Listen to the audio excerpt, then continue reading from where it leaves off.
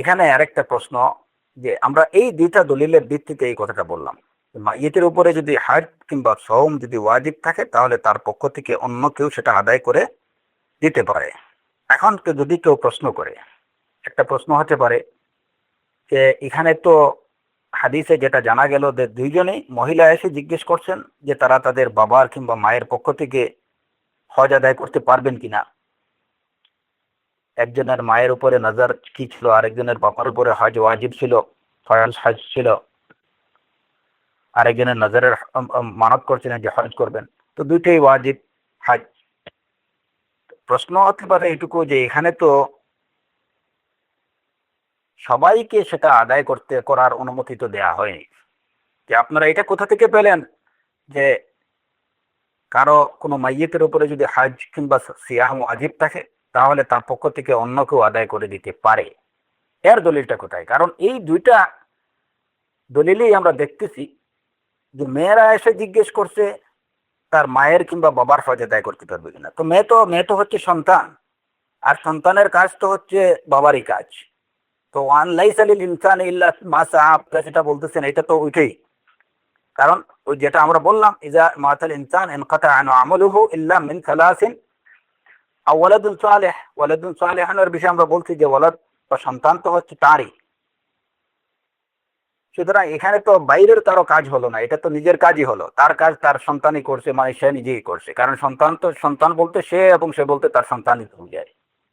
তার সন্তান তো তারই কামাই। তো বাইরের কেউ এই এই এই ফরজ ওয়াজিব গুলো যদি আদায় করে তাহলে সেটা আদায় হবে। এর দলিলটা কোথায়? হ্যাঁ, এর দলিলটাও আমরা ইতিমধ্যে আলোচনা করে ফেলেছি,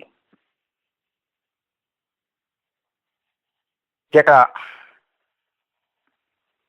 এই যে লাব্বাইক আন শিবরামা, ইবনে আব্বাস রাদিয়াল্লাহু থেকে বর্ণিত যে হাদিস, যে রাসূলুল্লাহ সাল্লাল্লাহু আলাইহি ওয়াসাল্লাম একটা লোককে বলতে শুনলেন লাব্বাইক আন শিবরামা। তাকে যখন জিজ্ঞেস করলেন মান শিবরামা, তখন তিনি বললেন যে আমার ভাই, অথবা বর্ণাগারে বলেন যে তিনি বলছেন অকারেই বললি,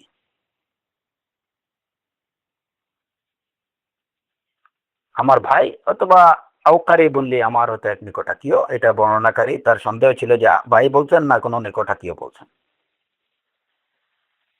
তো রাসূলুল্লাহ সাল্লাল্লাহু আলাইহি ওয়াসাল্লাম তাকে পারমিশন দিলেন, শুধু বললেন যে আগে তুমি তোমার নিজের।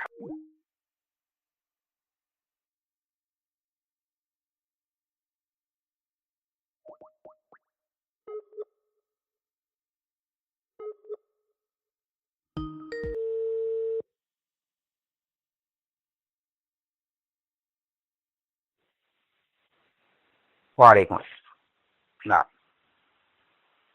তো এই যে শিবরামার যে হাদিস, এই হাদিসটা সুস্পষ্ট প্রমাণ হলো যে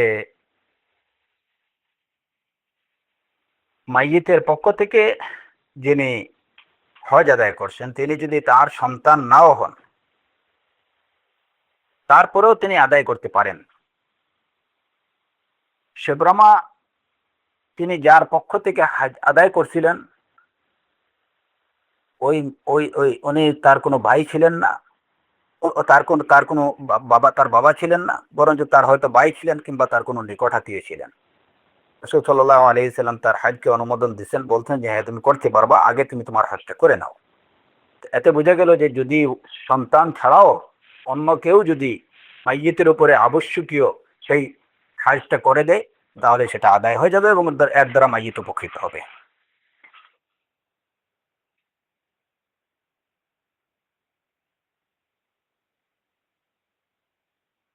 এরপরে যেমন এখন স্বয়মের ক্ষেত্রেও একই অবস্থা, যে এখানেও যদিও ওই হাদিসের মধ্যে যিনি জিজ্ঞেস করছেন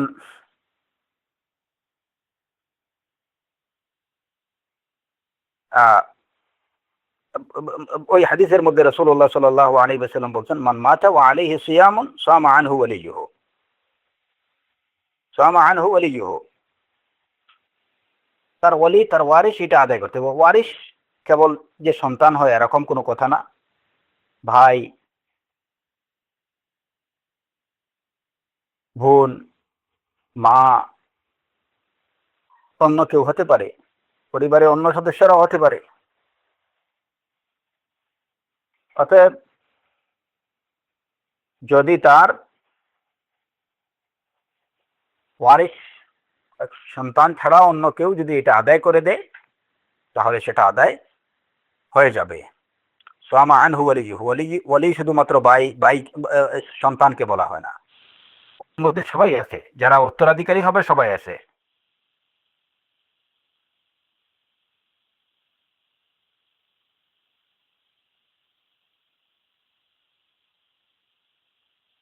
অতএব অন্য কেউ এটা যদি আদায় করে নেয়, এমনকি ওলির বাইরেও ফুকাহায়ে কেরাম উলামায়ে কেরামের অভিমত হচ্ছে যে কারো উপরে যদি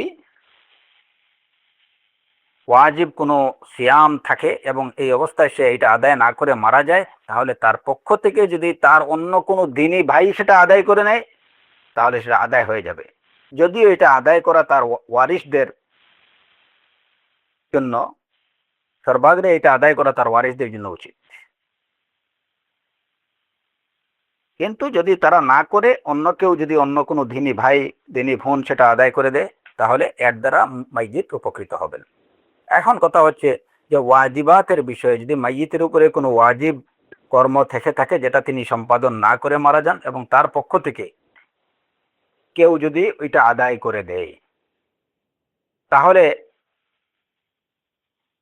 এর দ্বারা মাইয়িত উপকৃত হবেন। কিন্তু কথা হচ্ছে যে এখন কি সর্বক্ষেত্রে, এখন যদি কারো উপরে যদি সালাত কি থাকে যে উনি ফরজ সালাত আদায় করেননি, এখন ওয়ারিসরা কিংবা অন্যরা সেই সালাত পড়তে থাকলো, এর দ্বারা কি তিনি উপকৃত হবেন? না, এটার অনুমতি শরীয়ত দেয়নি, এটার অনুমতি শরীয়ত দেয়নি। যে সালাতের মধ্যে, সালাতের ক্ষেত্রে নিয়াবত বা একজন আরেকজনের প্রতিনিধিত্ব কি করা, একজনের পক্ষ থেকে আরেকজনের আদায় করে দেওয়ার অনুমতি শরীয়ত দেয়নি। যেটুকুর অনুমতি দিছে আমরা কেবল সেটুকুর মধ্যেই আমাদেরকে সীমাবদ্ধ থাকতে হবে। সিয়ামের অনুমতি দিছে, আমরা সিয়াম আদায় করতে পারি। এর অনুমতি দিছে, হজ আদায় হজ করতে পারি। ওয়াজিবাতের ক্ষেত্রে সালাতের অনুমতি দেয়নি। এমন কোন বিশুদ্ধ হাদিস রাসূল সাল্লাল্লাহু আলাইহি ওয়াসাল্লাম থেকে বর্ণিত নেই যার দ্বারা প্রমাণিত হয় যে কোনো মাইয়িতের উপরে যদি ফরজ সালাত থেকে থাকে যেটা সে আদায় করেনি, যে তার পক্ষ থেকে অন্য কেউ সেটা আদায় করে নেবে। অতএব অন্য কেউ যদি সেটা আদায় করে তাহলে এর দ্বারা মাইয়িত উপকৃত হবে না। এ বিষয়ে কারো কোনো দ্বিমত নেই, এগুলোর মধ্যে কোনো উলামাদের মধ্যে কোনো দ্বিমত নেই, মতবিরোধ নেই।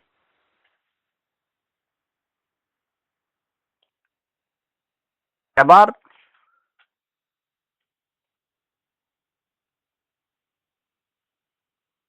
যে বিষয়টা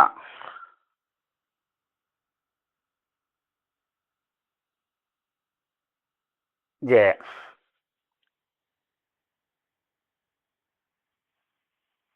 মাইয়িতের উপরে ওয়াজিব না, কিন্তু তার মাগফিরাতের জন্য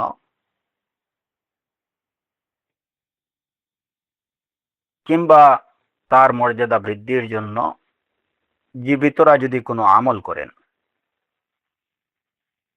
তাহলে এর দ্বারা মাইয়িত উপকৃত হতে পারবেন কিনা। একটা বিষয় গেল, সেটা হচ্ছে মাইয়িতের উপরে ওয়াজিব ছিল সেটা অন্যরা আদায় করছে, সেটা এই দুইটা বিষয়ের মধ্যে সীমাবদ্ধ।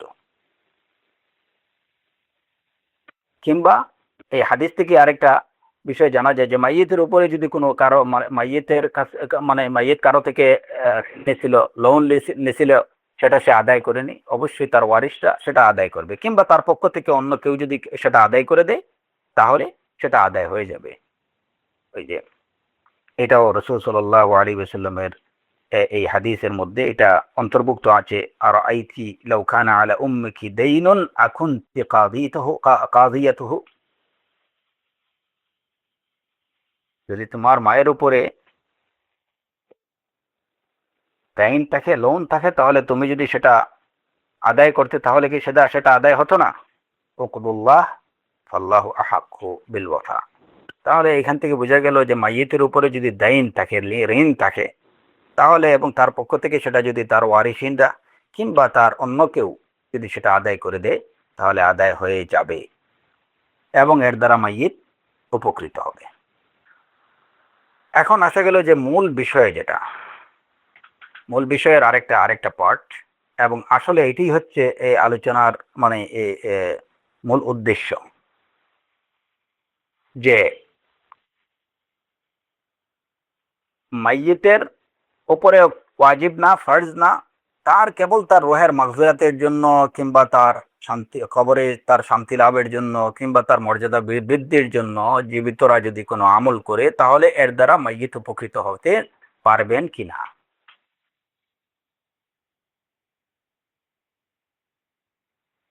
ইখতিলাফটা এই জায়গায়, এবং এইখানেই এই বিষয়ে যেটাকে আমরা বলি ইসালে সওয়াব।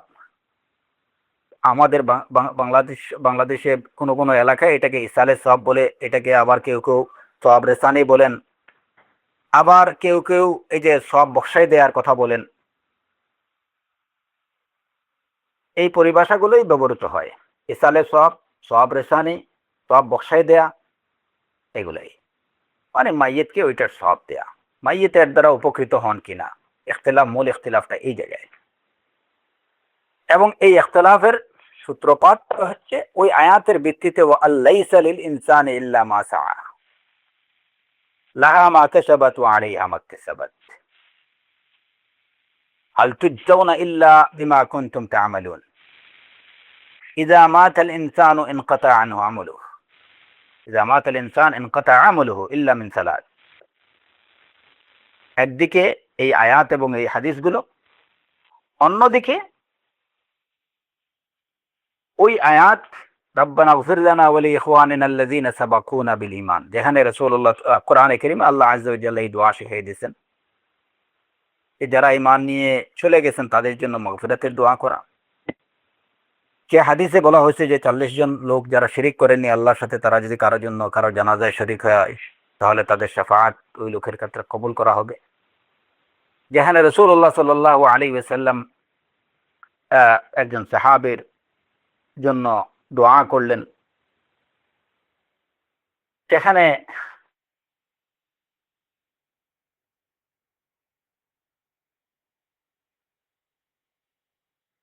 একজন সাহাবী রাসূলুল্লাহ সাল্লাল্লাহু আলাইহি ওয়াসাল্লামকে বললেন যে আমার মা হঠাৎ করে মারা গেছেন, তিনি কথা বলার সময় পেলে হয়তো উনি, আমার মনে হয় যে উনি সাদাকা করার জন্য বলতেন, যদি তার পক্ষ থেকে সাদাকা করি তাহলে তিনি এর উজরত পাবেন কিনা। তো রাসূল সাল্লাল্লাহু আলাইহি ওয়াসাল্লাম বললেন হ্যাঁ।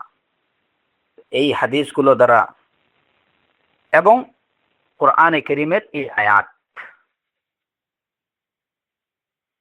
ওয়াল্লাযীনা আমানু ওয়াত্তাবাআতহুম যুররিয়্যাতুহুম বিঈমানিন আলহাকনা বিহিম যুররিয়্যাতাহুম ওয়া মা আলাতনাহুম মিন আমালিহিম মিন শাই।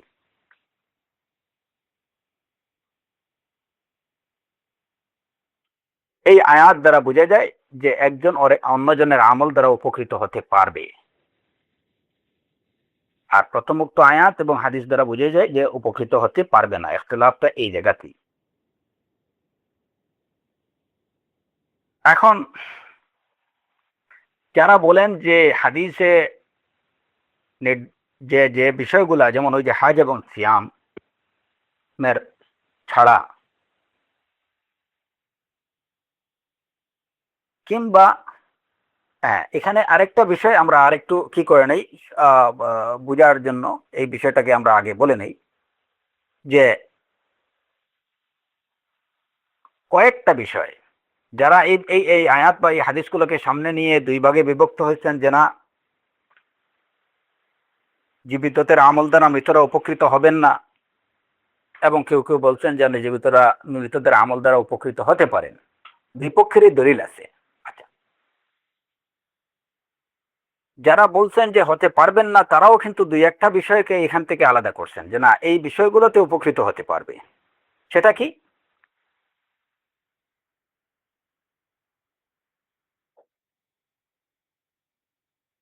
একটা হচ্ছে দোয়া, আরেকটা হচ্ছে সাদাকা, এবং আরেকটা হচ্ছে কোরবানি। এই বিষয়গুলা যেহেতু হাদিস দ্বারা প্রমাণিত, সুতরাং জীবিতরা যদি মৃতদের জন্য এই আমলগুলো করে তাহলে এর দ্বারা তারা উপকৃত হবেন। এখন কেউ কেউ এই বিষয়গুলাকে, যে এই যে দোয়ার বিষয়, সাদাকার বিষয় এবং এই যে কোরবানের বিষয়গুলা, এইগুলা যেহেতু হাদিস দ্বারা প্রমাণিত, সুতরাং এই বিষয়ে যারা দ্বিমত করেন তাদের এই দ্বিমতটা গ্রহণযোগ্য না, কারণ এটা দলিল দ্বারা প্রমাণিত। আচ্ছা, প্রথমত সাধারণভাবে যারা বলেন যে না, মৃতরা জীবিতদের আমল দ্বারা উপকৃত হবেন না, তাদের দলিল হচ্ছে এই যে ওয়ান লাইসালিল ইনসান সূরাতুন নাজমের আয়াত, তারপরে সূরাতুল ইয়াসিনের আয়াত, সূরাতুল বাকারার আয়াত, লাহা মা কাসাবাত ওয়া আলাইহা মাকতাসাবাত হাল তুজজাউনা ইল্লা মা কুনতুম তা'মালুন, এই দলিলগুলো। এখন যারা বলেন যে উপকৃত হতে পারবেন, তারা এই দলিলগুলোর জবাব কি দেন? আমাদেরকে সেই জবাবগুলো জানতে হবে। এখানে কিছু জবাব আছে যে জবাবগুলো আসলে খুব একটা শক্ত, মানে খুব একটা গ্রহণযোগ্য জবাব না। আর কিছু জবাব আছে যেটা অবশ্যই গ্রহণযোগ্য। যেমন ওয়াল্লাইসা লিল ইনসান ইল্লা মা সাআ, এই আয়াত সম্পর্কে যারা বলেন যে না, এখানে যারা বলেন যে মৃতরা জীবিতদের আমল দ্বারা উপকৃত হবেন না, তাদের দাবি হচ্ছে যে আয়াতে সুস্পষ্ট আল ইনসান বলা হয়েছে।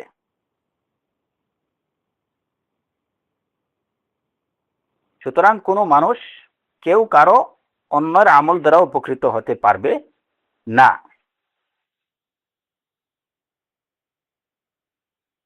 ইনসানের মধ্যে সবাই অন্তর্ভুক্ত। আর যারা বলেন যে না উপকৃত হতে পারবেন, তাদের একটা দাবি হচ্ছে যে এখানে ইনসান বলতে কাফেরদেরকে বোঝানো হয়েছে, যে কাফেররা কি করতে পারবে না, তারা কেবল তাদের প্রাপ্যটাই পাবে, তারা যা করছে তাদের কর্মফল তারা পাবে। এখানে মুমিনদেরকে বোঝানো হয়নি, মানে আল্লাইসা লিল ইনসান ইল্লা মা সাআ, এখানে মুমিনদের কথা বলা হয়নি, শুধু কাফেরদের কথা বলা হয়েছে। তো এই কথা বলার সাথে সাথে যারা বলেন যে না এটা সবাইকে অন্তর্ভুক্ত রাখে, তাদের কথা হচ্ছে যে দেখো এখানে আল ইনসান বলা হয়েছে, আল ইনসানের মধ্যে মুমিন এবং কাফের সবাই অন্তর্ভুক্ত। যেমন সূরাতুল আসরের মধ্যে আল্লাহ আযজা ওয়া জাল্লা বলছেন, বল আস ইন্নাল ইনসান লাফি খুসর, এখানে মুমিন এবং কাফের সবাইকে আল ইনসান অন্তর্ভুক্ত রাখছে। অতএব তোমরা এখানে শুধু কাফেরদের উদ্দেশ্য করে বলা হয়েছে এটা বলতে পারবো না। আচ্ছা, তাহলে তো ওনারা দ্বিতীয় আরেকটা জবাবে গেলেন। আচ্ছা ঠিক আছে, তাহলে এখানে ওয়াল্লাইসা লিল ইনসান যারা বলেন যে উপকৃত হতে পারবেন, আমি তাদের জবাবটা বলছি। ওনারা বলেন যে আপনারা এই আয়াতের আগের অংশটুকু দেখেন যে কোন প্রেক্ষাপটে এই কথাটা বলা হয়েছে, ওয়াল্লাইসা লিল ইনসান ইল্লা মা সাআ।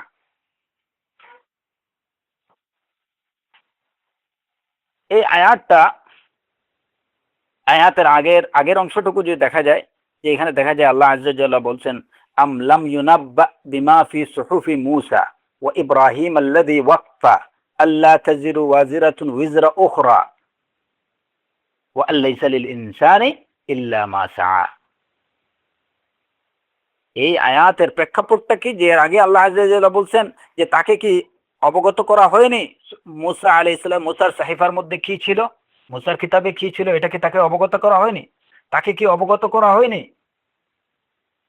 ইব্রাহিমের কিতাবে কি ছিল, যে ইব্রাহিম তার রবের প্রতি তার দায়িত্ব পরিপূর্ণভাবে আদায় করেছেন? তার কিতাবে কি ছিল, এটা কি তাদেরকে অবগত করা হয়নি, তাকে অবগত করা হয়নি? আল্লাহ তাজিরু ওয়াজিরাতুন উখরা উযরা উখরা, এই মর্মে যে একজন আরেকজনের গুনাহের ভার বহন করবে না। এবং এরপরেই বলা হয়েছে ওয়ান লাইসা লিল ইনসানি ইল্লা মা সাআ, মানুষ কেবল সেটাই পাবে যেটা সে করবে, তার কর্ম সেই পাবে, তার কর্মটাই সে পাবে। এখন তাদের কথা হচ্ছে যে প্রেক্ষাপট দেখলে বোঝা যায় যে এটা আমাদের শরীয়তের কথা না, এটা মুসা এবং ইব্রাহিম আলাইহিস সালাতু ওয়াস সালামের শরীয়তের কথা ছিল, যে একজন আরেকজনের কর্মের দ্বারা উপকৃত হবে না। ওয়া আল্লাইসা লিল ইনসানি ইল্লা মা সাআ, এটা সুহুফে মুসা সুহুফে ইব্রাহিমের কথা, এটা মুহাম্মদ সাল্লাল্লাহু আলাইহি ওয়াসাল্লামের শরীয়তের কথা না। অতএব আমাদের শরীয়তের কথা হচ্ছে যে একজন আরেকজনের আমল দ্বারা উপকৃত হতে পারবে, এই হচ্ছে ওনাদের দাবি। কিন্তু আসলে এই জবাবটা খুব একটা গ্রহণযোগ্য না। কেননা শেখ হুসাইমিন রাহিমাহুল্লাহ বলছেন যে যদিও এটা কি সুহুফে মুসা বা সুহুফে ইব্রাহিমের মধ্যে ছিল, মুসা আলাইহিস সালামের শরীয়তে, ইব্রাহিম আলাইহিস সালামের শরীয়তের কথা ছিল, কিন্তু যখন এই বিষয়টা আমাদের ধর্মে এসে যাবে এবং এটাকে বাতিল না করা হবে, এটাকে রহিত না করা হবে, তখন এটা আমাদেরও শরীয়তের অংশ বলে গণ্য হয়। শারউ মান ক্বাবলানা শরীআতুন লানা, আমাদের পূর্ববর্তীদের শরীয়ত যেটা, এটা আমাদের শরীয়ত, যতক্ষণ পর্যন্ত না ওইটা রহিত হবে ওইটা মনসুখ বলে প্রমাণিত হবে। যেহেতু এমন কোন আয়াত কিংবা হাদিস পাওয়া যায় না যেটা এই বিষয়টাকে রহিত করছে, যে না এটা সুহুফে মুসা এবং সুহুফে ইব্রাহিমের ছিল, এটা তোমাদের জন্য না। এমন কি খবর আকারে কিংবা সংবাদ আকারেও যদি পূর্ববর্তী শরীয়তের কোনো অনুশাসন আমাদের শরীয়তে, আমাদের কোরআনে যদি বর্ণিত হয় এবং রাসূল সাল্লাল্লাহু আলাইহি ওয়াসাল্লামের বিশুদ্ধ হাদিস দ্বারা যদি ওই হুকুমটা যদি রহিত বা বাতিল বলে প্রমাণিত না হয়, তাহলে সেটা আমাদের শরীয়তের পাঠ বলে গণ্য হবে এবং এটাতে কোনো ইখতিলাফ নাই। অতএব এই জবাব দেয়া যে আয়াতের পূর্ববর্তী আয়াতে বলা হয়েছে আমলাম ইউনাব্বা বিমা ফি সুহুফি মুসা ওয়া ইব্রাহিম আল্লাযী ওয়াফা, যে এটা মুসা এবং ইব্রাহিমের শরীয়তের কথা, এটা গ্রহণযোগ্য, এই জবাবটা গ্রহণযোগ্য না। যদিও এই বিষয়ে যারা যারা বলেন যে এটা মুসা এবং ইব্রাহিম আলাইহিস সালাতু ওয়াস সালামের শরীয়তের কথা, তারা ইকরামা রাহিমাহুল্লাহর একটা কথা, যে তিনি বলছেন এই হুকুমটা কওমে ইব্রাহিম এবং কওমে মুসার জন্য ছিল, আর এই উম্মতের জন্য এই হুকুম প্রযোজ্য না, বরঞ্চ তারা যদি অন্যের জন্য, তাদের মৃতের জন্য তাদের জীবিতদের কাজগুলো ফায়দা দেবে। কিন্তু তার এই কথাটা এখানে গ্রহণযোগ্য না, কারণ শারউ মান ক্বাবলানা শরীআতুন লানা, এবং এর সাথে সাথে যারা বলেন যে না কোনোভাবেই উপকৃত হবেন না, তাদের কথা হচ্ছে যে আমাদের তো কাছে দলিল তো শুধু এই আয়াত না, বরঞ্চ ওই যে অপর আরো দুইটা আয়াত, লাহা মা কাসাবাত ওয়া আলাইহা মাকতাসাবাত, এটা তো শুধু মুসা এবং ইব্রাহিম আলাইহিমুসসালাতু ওয়াস সালামের শরীয়তের জন্য বলা হয়নি, এটা তো সবার জন্যই। হাল তুজাউনা ইল্লা মা কুনতুম তা'মালুন, এটা তো সবার জন্যই, কোনো নির্দিষ্ট উম্মতের জন্য না।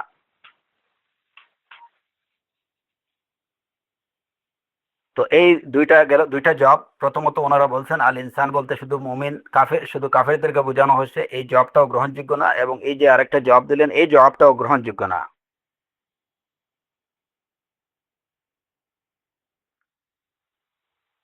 যে জবটা এই ক্ষেত্রে গ্রহণযোগ্য সেটা হচ্ছে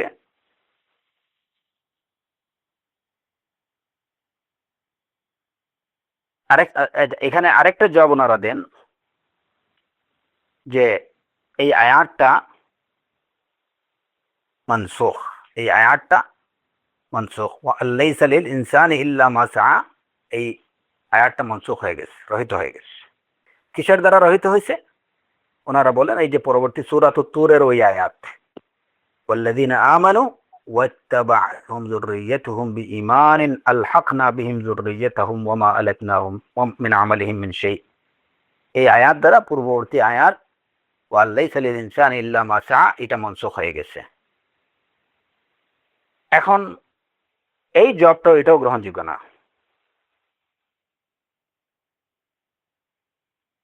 এর কারণ জমহুর মুফাসসিরিনের কথা হচ্ছে যে এই আয়াত হলো মুহকাম, এটা কোনো মনসুখ না। তৃতীয় কথা হচ্ছে যে এই আয়াতের মধ্যে একটা, এটা এই আয়াতটা হচ্ছে খবরিয়া। খবরিয়া মানে এখানে একটা সংবাদ দেওয়া হয়েছে, এখানে কোনো কাজের নির্দেশ দেয়া হয়নি, এটা কোনো আয়াত ইনশাইয়া না, এটা হচ্ছে একটা সাধারণ সংবাদ। সাধারণ সংবাদমূলক মানে কোনো বিষয় অবহিতকরণ মূলক একটা আয়াত, যে লাইসা লিল ইনসানি ইল্লা মা সা।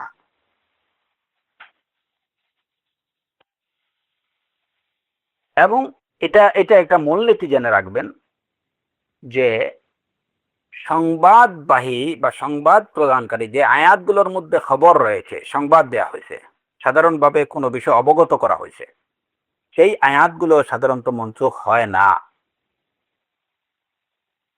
যে আয়াতগুলোতে কোনো বিষয়ের সংবাদ রয়েছে সেই আয়াতগুলো মনসুখ হয় না। মনসুখ হয় কোনগুলো?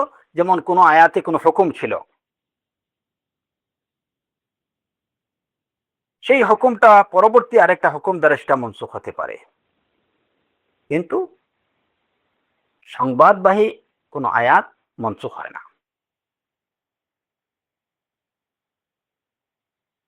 আর তৃতীয় বিষয় হচ্ছে যে এটা মনসুখ হবে কিভাবে, যেহেতু আরো অন্যান্য আয়াতগুলোতে সাপোর্টে তো আছেই, ওইগুলো তো মনসুখ, ওইগুলো তো মনসুখ হওয়ার কথা আপনারা বলেন না যে ওইগুলো মনসুখ হয়েছে। লাহা মাকাসাবাত ওয়া আলাইহা মাকতাসাবাত, আপনারা তো বলেননি যে ওই আয়াত মনসুখ। হাল তুজাউনা ইল্লা মা কুনতুম তা'মালুন, আপনারা তো বলেননি যে এই আয়াত মনসুখ। তো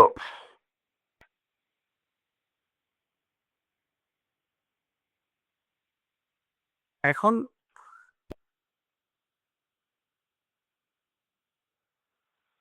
একটা কথা হলো যে তখন যারা বলেন যে জীবিতরা মৃতরা জীবিতদের আমল দ্বারা উপকৃত হতে পারবেন, এবং এর সপক্ষে তারা এই যে সূরাতুত তূর আয়াতটাকে দলিল হিসেবে উপস্থাপন করেন। এই দলিলের জবাব, যারা বলেন যে না উপকৃত হতে পারবে না, এই দলিলের জবাব তারা কি দেন?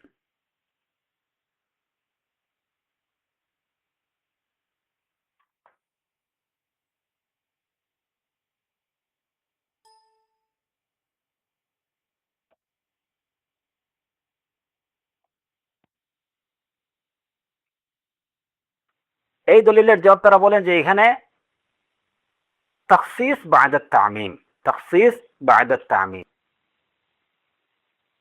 ওইটা এখানে তো লাইসা লিল ইনসান ইল্লা মা সা, এটা হচ্ছে আম একটা কি খবর, একটা সাধারণ খবর। ওইখান থেকে ওই বিষয়টাকে যে আল্লাহ আজ্জা ওয়া জাল তার ফজল এবং ইহসান দ্বারা কি করবেন, তাদের যুররিয়াকে তাদের সাথে মিলিত করে দেবেন, এটা হচ্ছে আল্লাহ সুবহানাহু ওয়া তাআলার ফজল এবং ইহসান। এটা তাদের কর্মের ফসল না। আর এটা হচ্ছে আম তামি তাখসিস বা'দা তামিম, অর্থাৎ একটা সাধারণ বিষয় বলার পরে ওইখান থেকে দুই একটা বিষয়কে আলাদা করা হয়। যেমন ইদা মাতাল ইনসানু ইনকাতা আমালুহু, সবগুলো আমলের পথ রুদ্ধ করে দেওয়া হয়েছে, তারপরে ওইখান থেকে তিনটা বিষয়কে আলাদা করা হয়েছে। এটা হচ্ছে তাখসিস বা'দা তামিম। সাধারণভাবে বলার পরে ওইখান থেকে কিছু বিষয়কে আলাদা করা, খাস করা। তো এই এখানে এই ওমা আলাতনা মিন আমালিহিম আমালিহিম মিন শাই এবং আলহাকনা বিহিম যুররিয়াতাহুম, এই আয়াতটা হচ্ছে তাখসিস বা'দা তামিম।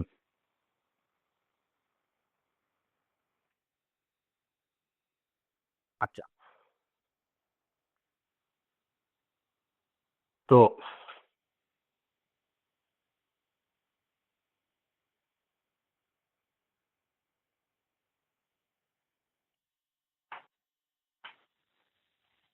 আরেকটা জবাব হচ্ছে যে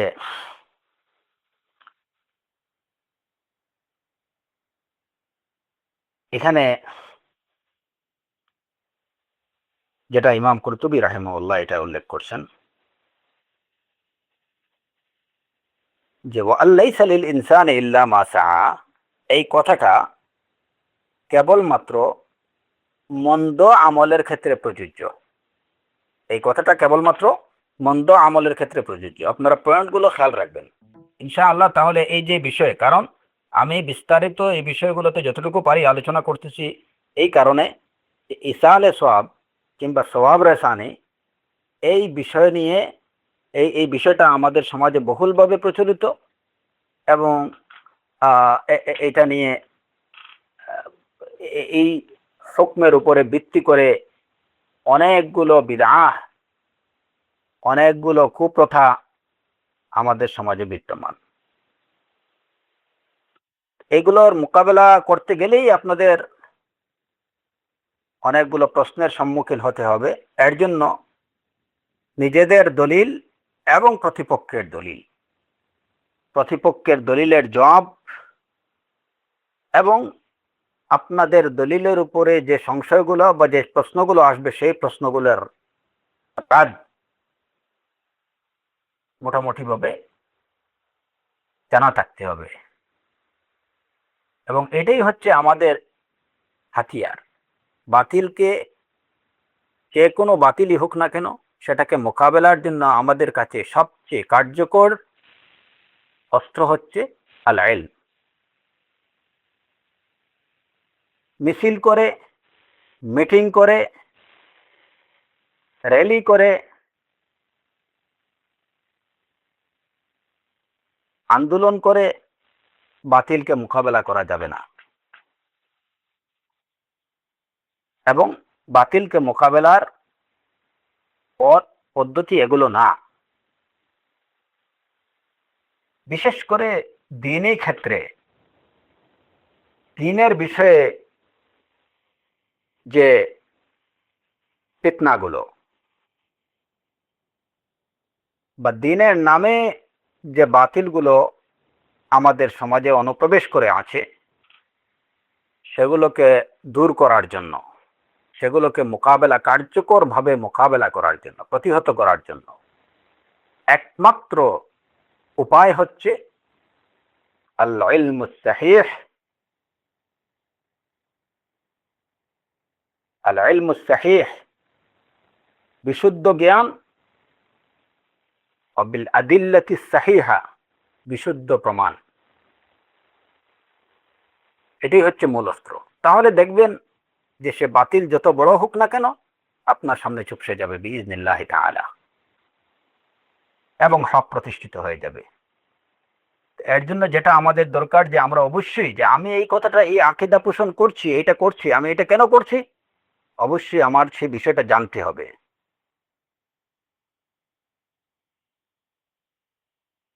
প্রত্যেকটা বিষয়ে আমাকে আমার দলিল সহ জানতে হবে। বিরুদ্ধবাদীরা কি বলে সেটাও সম্পর্কে আমার অবগত থাকতে হবে। যদি তারা কোনো দলিল দেয়, সেটাকে কিভাবে রদ করব সেটাও আমাকে জানতে হবে। তাহলেই দেখবেন যে বিষয়গুলা খুব সহজ হয়ে যাবে।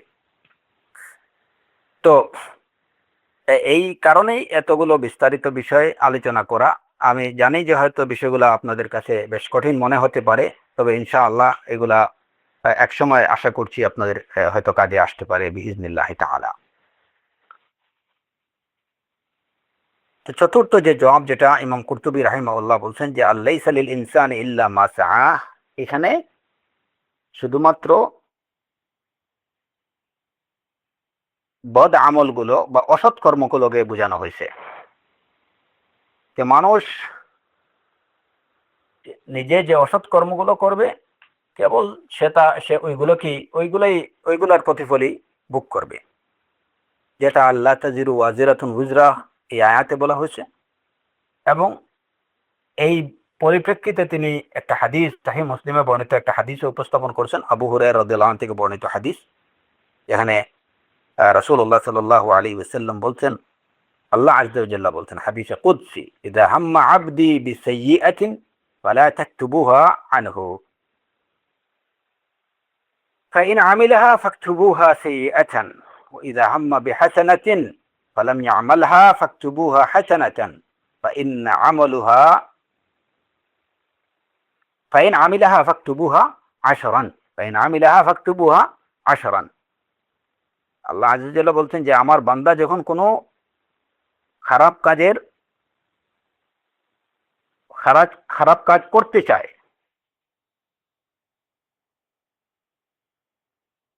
তোমরা সেটা লিখো না, সেটা লিপিবদ্ধ করো না। আমার বান্দা যখন কোনো খারাপ কাজ করতে চায়, তখন তোমরা সেটা লিখো না। যদি সে খারাপ কাজটা, অসৎ কর্মটা করে ফেলে, তাহলে তখনই লেখো ফাকতুবুহা সাইয়্যাতান, তাহলে ওইটাকে খারাপ কাজ, মন্দ কাজ হিসাবে লিপিবদ্ধ করো। আর আমার বান্দা যখন কোনো ভালো কাজ করতে চায়, করার ইচ্ছা করে, ওয়াইদা হাম্মা বিহাসানাতিন ফালাম ইয়ামালহা, কিন্তু সে এখনো করেনি, ফাকতুবুহা হাসানাতান, ওইটাকে তোমরা হাসানা হিসাবে লিপিবদ্ধ করে দাও। কিরামান কাতিবিনকে আল্লাহ আজ্জা জাল্লা এই নির্দেশ দিয়ে রেখেছেন। আমার বান্দা যখন কোনো অসৎ কর্ম করতে চায়, করার নিয়ত করে বা করার উদ্দেশ্য করে, তাহলে সেটা লেখো না।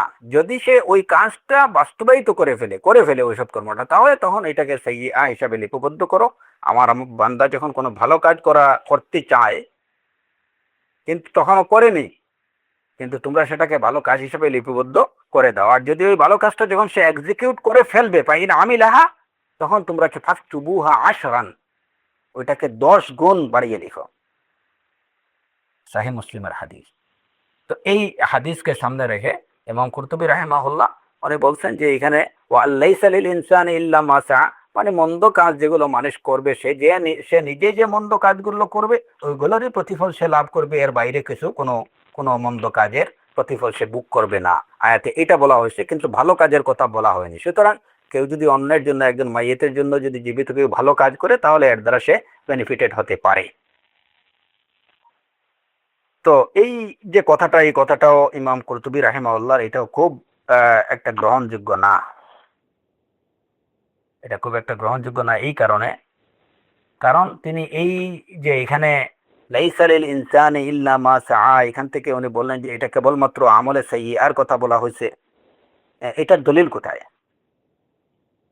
কারণ মা চার মধ্যে সবকিছুই, ভালো কাজ মন্দ কাজ সবকিছুই, কিন্তু আমকে যদি আপনি সুনির্দিষ্ট করতে হয়, খাস করতে হয়, তাহলে তো আপনার কাছে দলিল থাকতে হবে। সেই দলিলটা কোথায়? আর এখানে যে হাদিস দিলেন, এই হাদিসটার সাথে তো ওই লাইসা লিল ইনসানের সাথে কোনো সম্পর্ক নেই। এটা তো হচ্ছে জীবিত মানুষের কথা। একজন জীবিত মানুষ সে যখন কোনো খারাপ কাজ করতে চায়, কিন্তু যতক্ষণ পর্যন্ত সে সেটা করবে না, ততক্ষণ পর্যন্ত সেটা লিপিবদ্ধ হবে না। আর একটা ভালো কাজ যখন একজন মানুষ করতে চায়, ন্যাক আমল করতে চায়, তখন ওই ইচ্ছা করার সাথে সাথেই সেটাকে মানে ন্যাক কাজ হিসাবে লিপিবদ্ধ করে ফেলা হয়, এবং যখন সে ওই ভালো কাজটা করে নেয়, তখন সেটাকে 10 গুণ লিখে দেওয়া হয়। এটা তো হচ্ছে জীবিতর ক্ষেত্রে। আর আমাদের কথা হচ্ছে লাইসা লিল ইনসান ইল্লা মা সা, সেটা হচ্ছে মৃত ব্যক্তির ক্ষেত্রে। এখন ওই লাইস মা সা যেটাকে আম বলা হয়েছে, এটাকে খাস করবেন আপনি কোন দলিলের ভিত্তিতে? সেই দলিলটা কোথায়? অতএব আপনার এই কথাটা আমরা গ্রহণ করতে পারছি না।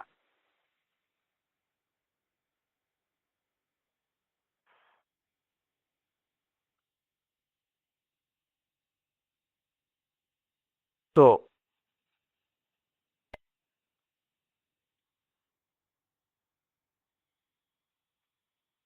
এখন এই যে আর তারা তো জবাব দিলেন, ওয়াল্লাযিনা, এই যে সূরাতুত তুরের এই আয়াতে যেখানে আল্লাহ সুবহানাহু ওয়া তাআলা অন্যের কর্মের ফল হিসাবে সেটাকে কি করেননি,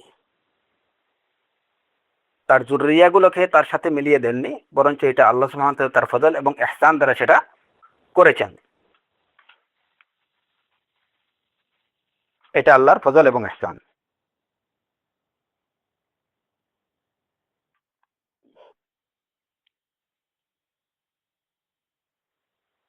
ইবনু আব্বাস এই আয়াতের সপক্ষে ইবনু আব্বাস রাদিয়াল্লাহু আনহু থেকে বর্ণিত হাদিস আছে, ইন্নাল্লাহা লা ইয়ারফাউ যুররিয়াতাল মুমিন ইলাইহি ফি দারাজাতিহি ওয়া ইন কানু দুনাহু ফিল আমাল লিতুকিররা বিহিম আইনাহু লিতুকিররা বিহিম আইনাহু।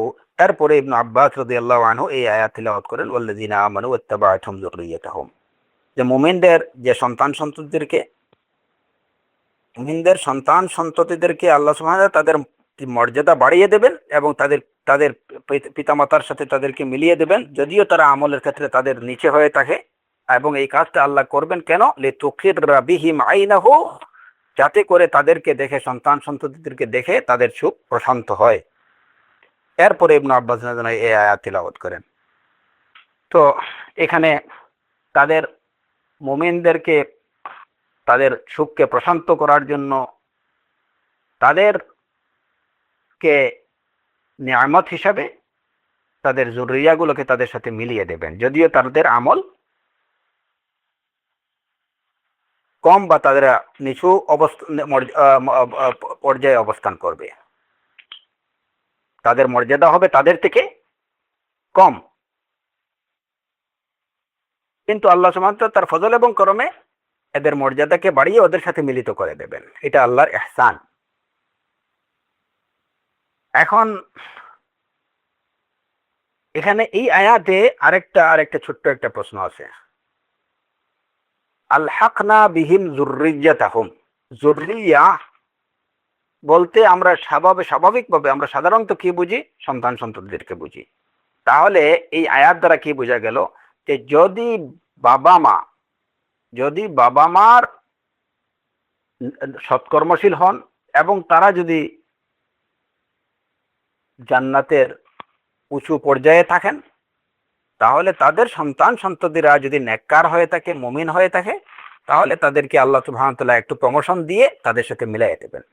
আলহাকনা বিহিম যুররিয়াতাহুম, যুররিয়া বলতে সাধারণত সন্তান সন্ততিদেরকে বুঝে। এখন কথা হচ্ছে যে যদি ছেলে মেয়ে উচ্চ পর্যায়ে জান্নাতের উঁচু লেভেলে অবস্থান করে, বাবা মা যদি মুমিন হন, সৎকর্মশীল হন, কিন্তু ওই পর্যায়ে না হন এবং তাদের মর্যাদা জান্নাতে এর থেকে নিম্ন পর্যায়ে অবস্থান করেন ওনারা, তাহলে কি বাবা মাকে ছেলে মেয়েদের সাথে বাবা মাদেরকে প্রমোশন দিয়ে আল্লাহ সুবহানাহু ওয়া তাআলা তার ছেলে মেয়েদের সাথে মিলাই দেবেন? এটা তো এই আয়াতে বলা হয়নি, কারণ এখানে বলা হয়েছে আলহাকনা বিহিম যুররিয়াতাহুম, যুররিয়া সন্তান সন্ততিদেরকে বলে।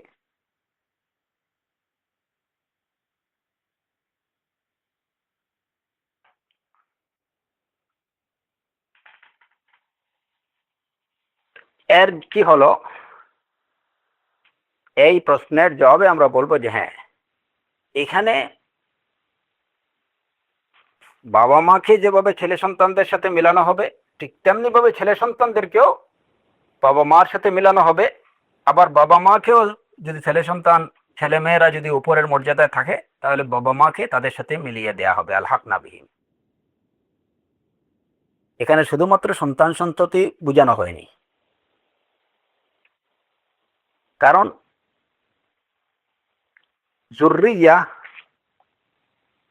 যুররিয়া দ্বারা সবাই অন্তর্ভুক্ত, যুররিয়ার মধ্যে সবাই অন্তর্ভুক্ত। যেমন এই যে সূরাতু ইয়াসিনের মধ্যে একটা আয়াত আছে,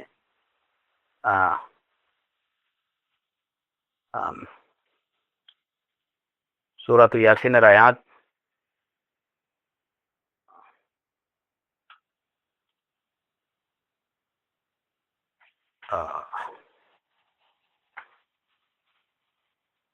হামালনা যুররিয়াতাহুম ফিল ফুলকিল মাশহুন, হামালনা যুররিয়াতাহুম ফিল ফুলকিল মাশহুন, আমি তাদের যুররিয়াকে ভারী বা একদম লোডেড, ফুলকিল মাশহুন বলা হয় যে লোডেড লোডেড নৌকার মধ্যে আমি তাদেরকে উঠিয়ে দিলাম। হামালনা যুররিয়াতাহুম ফিল ফুলকিল মাশহুন, সূরাতু ইয়াসিনের আয়াত। আমি তাদের যুররিয়াকে লোডেড নৌকার মধ্যে উঠিয়ে দিলাম। এই যে এই আয়াতে যুররিয়া বলতে শুধুমাত্র সন্তান সন্ততি না, বরঞ্চ বাপ দাদা সব এর মধ্যেই অন্তর্ভুক্ত। অতএব যুররিয়া বলতে পিতা মাতা পুত্র কন্যা সব এর অন্তর্ভুক্ত। অতএব এই ভিত্তিতে আমরা বলি যে এই আয়াতে শুধুমাত্র ছেলে মেয়েদেরকে প্রমোশন দিয়ে মা বাবার সাথে মিলাই দেওয়া হবে এটা না, বরঞ্চ মা বাবাও যদি একটু নিচের লেভেলে থাকেন, তাহলে তাদেরকে প্রমোশন দিয়ে যদি ছেলে মেয়ে উপরের লেভেলে থাকে, তাহলে তাদের সাথে মিলিয়ে দেওয়া হবে। এবং এই দলিল হচ্ছে সূরাতু এই যে যুররিয়া বলতে মা বাবা যেমন বোঝায়, সন্তান সন্ততি যেভাবে বোঝায়, ঠিক তেমনি ভাবে বাপ দাদাকেও বোঝায়।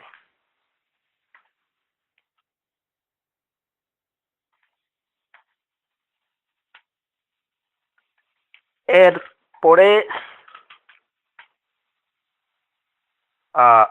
তাহলে এই আয়াত তারা যে জবাবগুলো ওনারা দিলেন, যে যারা উপকৃত হওয়ার পক্ষে, ওনারা এই পর্যন্ত যে 4টা জবাব দিলেন, 4টা জবাবই খুব একটা গ্রহণযোগ্য না।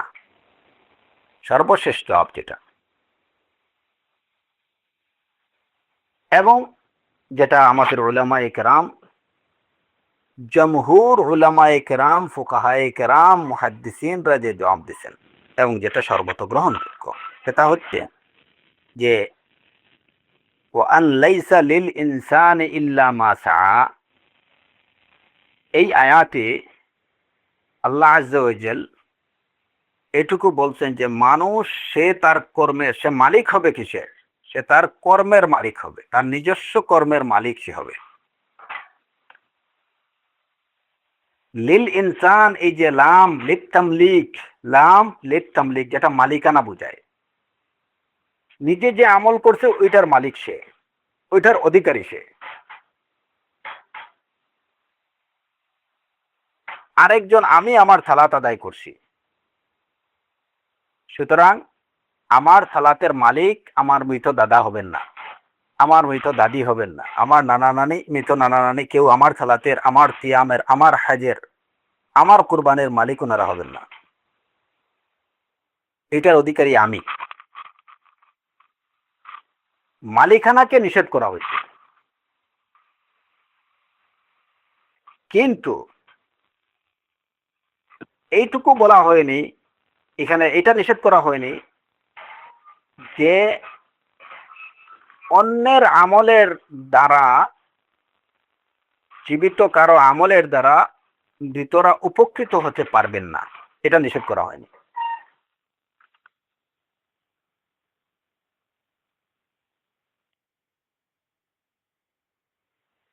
যেমন আমি আমার বাসার কাছে একটা গাছ বৃক্ষরোপণ করলাম, আমি আমার জায়গায় বৃক্ষটা রোপণ করছি। আমি জাস্ট একটা উদাহরণ দিচ্ছি এই বিষয়টা বোঝানোর জন্য, যে মালিকানা এবং বেনিফিটেড হওয়া। আমি আমার জায়গায় একটা গাছ রোপণ করছি, সেই গাছটা ছায়া দিচ্ছি, এই ছায়া দ্বারা আশেপাশে যারা আছে তারা উপকৃত হচ্ছেন। কিংবা আমি আমার বাসায় একটা ফলের গাছ রোপণ করছি, সেই ফলগুলো অন্যরাও খাচ্ছে, পশু পাখিও খাচ্ছে, অন্যান্য মানুষরাও খাচ্ছে। গাছের মালিকানাটা হচ্ছে আমার, কিন্তু এর দ্বারা অন্যরাও কিন্তু উপকৃত হচ্ছে। আয়াতে লাইসা লিল ইনসান মালিকানাকে নিষেধ করা হয়েছে, কিন্তু বেনিফিটেড হওয়াটাকে নিষেধ করা হয়নি, যেন কোনোভাবেই তারা বেনিফিটেড হতে পারবে না জীবিত দ্বারা, সেটা বলা হয়নি। আচ্ছা, এখন আমাদের প্রতি ওদের প্রশ্ন আসলো যে আমরা যারা বলি যে মৃতরা জীবিতদের দ্বারা উপকৃত হতে পারেন, আমাদের প্রতি প্রশ্ন আসলো ওদের যে আপনারা না হয় এই আয়াতের এই জবাবটা দিলেন যে এখানে লাম লিপ তামলিক মালিকানাকে নিষেধ করা হয়েছে, কিন্তু উপকৃত হওয়াটাকে নিষেধ করা হয়নি। কিন্তু ইদা মাতাল ইনসান ইনকাতা আমালুহু, ইনকাতা আমালুহু, ওই তিনটা বাদে তার সব কাজের, সব আমলের পথ বন্ধ, এটার জবটা আপনারা কি দেবেন? ওইখানে তো সুস্পষ্ট যে ওই তিনটা কাজের দ্বারাই সে উপকৃত হবে, এর বাইরে সব কাজের পথ বন্ধ। এই জবটা আমরা কি দেব? জবাব সাহাল। শাহ উসাইমিন রাহিমাহুল্লাহ সুন্দর করে এই বিষয়টা বলছেন। এখানে ইনকাতা আমালুহু বলা হয়েছে, ইজা মাতাল ইনসানু ইনকাতা আমালুহু, অথবা অন্য রাওয়ায়াতে ইনকাতা আনহু আমালুহু, তার আমলের পথ রুদ্ধ হয়ে গেছে। কিন্তু ইনকাতা লাহু আল আমল সেটা বলা হয়নি, তার জন্য আমলের পথ বন্ধ হয়ে গেছে এটা বলা হয়নি। একদম পার্থক্যটা খুব ডিপলি আপনারা বুঝবেন, খেয়াল করবেন। হাদিসে বলা হয়েছে যে তার আমলের পথ বন্ধ হয়ে গেছে, আমরা সেটা স্বীকার করছি, সে তো কোনো আমল করতে পারবে না, আর তার আমলের পথ বন্ধ, শেষ। কিন্তু হাদিসে এটা তো বলা হয়নি যে তার জন্য কেউ কোনো আমল করতে পারবে না, সেই পথ বন্ধ হয়ে গেছে। ইনকাতা, ইনকাতা আল আমলু লাহু, সেটা তো বলা হয়নি। ইনকাতা আনহুল আমল, তার তার কাজের পথ বন্ধ হয়ে গেছে, সে কোনো কাজ করতে পারবে না, সে আর কোনো আমল করতে পারবে না, যা করছে তো করছেই, শেষ। বাট এটা বলা হয়নি যে তার জন্য অন্য কেউ কোনো আমল করতে পারবে না। অতএব এই হাদিসটাও আমাদের বিপক্ষে দলিল না, বরঞ্চ এটা আমাদের পক্ষে দলিল। কিভাবে পক্ষে দলিল? যে যদি আমরা যারা বলি যে মৃতরা জীবিতদের আমল দ্বারা উপকৃত হতে পারেন, এটা পসিবল, আমাদের দলিল কি? যে ওই হাদিসে রাসূল সাল্লাল্লাহু আলাইহি ওয়াসাল্লাম বলছেন ইনকাতা আনহু আমালুহু, ইনকাতা আলাহু আমালুহু বলা হয়নি, ইনকাতা আলাহুল আমল বলা হয়নি, যে তার জন্য আমলের পথ বন্ধ হয়ে গেছে এটা বলা হয়নি।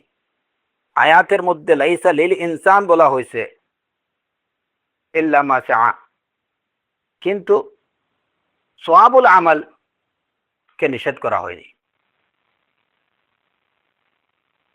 সওয়াবু আমলিল গায়র, লাইসা লিল ইনসান ইল্লা মা শাআ, তার তার কাজের কাজ কি হয়ে গেছে, তার আর তার কর্ম যেটা সেটাই সে পাবে, ওইটার মালিকই সে হবে। কিন্তু ওই আয়াতে এটা বলা হয়নি যে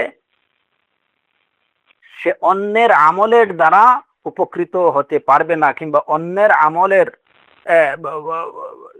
দ্বারা সে লাভবান হবে না, সেটা বলা হয়নি, সেটা নিষেধ করা হয়নি।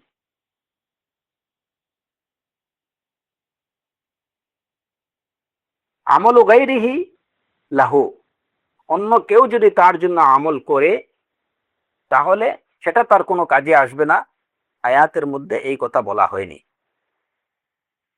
অন্য কেউ যদি তার জন্য কাজ করে তাহলে তার সওয়াবের পথ রুদ্ধ হয়ে গেছে, হাদিসে সেটা বলা হয়নি। লাহা মা কাসাবাত ওয়া আলাইহা মাকতাসাবাত, এই আয়াতের ক্ষেত্রেও আমাদের একই কথা, যে তার সে যা কামাই করবে ওইটার মালিক সে, ওইটার মালিকানা তার। কিন্তু অন্য কেউ যদি কামাই করে তাকে দেয় তাহলে এর দ্বারা সে উপকৃত হতে পারবে না, সেটা বলা হয়নি। হাল তুজাউনা ইল্লা বিমা কুনতুম তা'মালুন, এই আয়াতেও সেই একই অবস্থা, একই কথা। সুতরাং এই আয়াত গুলোকে আমাদের বিপক্ষে প্রমাণ হিসাবে পেশ করা যাবে না। এবং আমাদের সপক্ষে এই যে হাদিসগুলো আমরা উল্লেখ করলাম, সেখানে একজন মহিলা মারা গেলেন, সাহাবী জিজ্ঞেস করলেন রাসূল সাল্লাল্লাহু আলাইহি সাল্লামকে যে জীবিত থাকলে কথা বলতে পারলে উনি সাদাকার কথা বলতেন আমার মনে হয়, এখন যদি আমি তার পক্ষ থেকে সাদাকা করি উপকৃত হবেন কিনা? রাসূল সাল্লাল্লাহু আলাইহি সাল্লাম বললেন হ্যাঁ।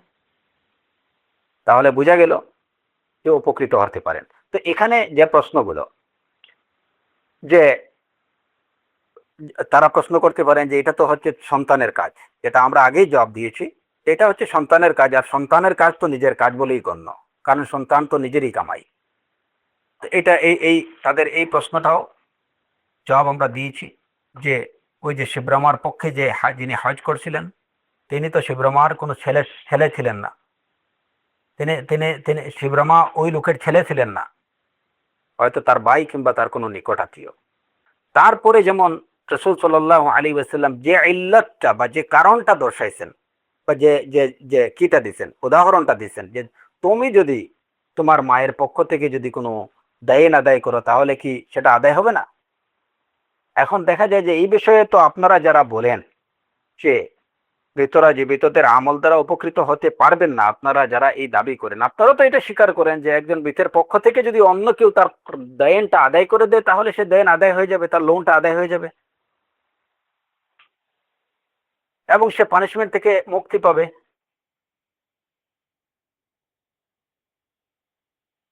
তো এটা যে কেউ আদায় করতে পারে।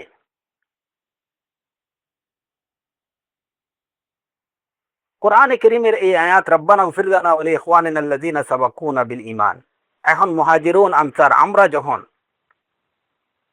আমরা যখন এই দোয়া করব, তখন সালাফে সালেহিন যারা আছেন সবাই তো এই দোয়া উপকৃত হবেন, আল্লাহ তোমাদের সেটা আমাদেরকে শিখিয়ে দিচ্ছেন। অথচ সালাফে সালেহিনের কেউই তো, সাহাবায়ে কেরাম, তাবেঈন, আতিবাউত তাবেঈন, কেউই আমাদের বাবা ভাই কিছুই না, কিন্তু এই দোয়া দ্বারা উপকৃত হচ্ছেন। একজন মাইয়িতের জানাজায় যদি 40 জন লোক যারা শিরিক করেনি কোনোভাবেই শরিক হয়, এরা, এখানে তো বলা হয়নি যে তার বাবা বা বোন বা তার ছেলে সন্তানদের মধ্যে যদি 40 জন হয়, সেটা তো বলা হয়নি। তাহলে তাদের এই শফাআত দ্বারাও তো, সুপারিশের দ্বারাও তো ওই লোকটা কি হচ্ছে, উপকৃত হচ্ছে।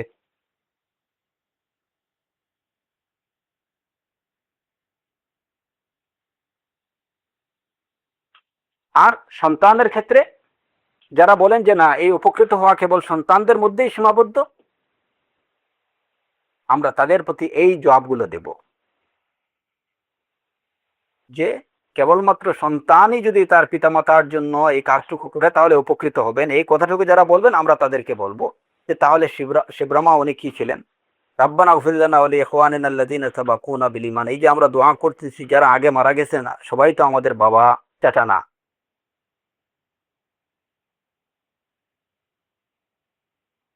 এরকম এরপরে যে এই যে রাসূলুল্লাহ সাল্লাল্লাহু আলাইহি ওয়াসাল্লাম তার উম্মতের পক্ষ থেকে যে কোরবানি করলেন, সেই কোরবানিটা তিনি কি তার সবাই কি তার তার সন্তান সন্তান সন্তান যে তিনি তার সন্তানের পক্ষ থেকে করছেন? যারা পূর্বে মারা গেছিলেন এরা সবাই কি তার সন্তান ছিল?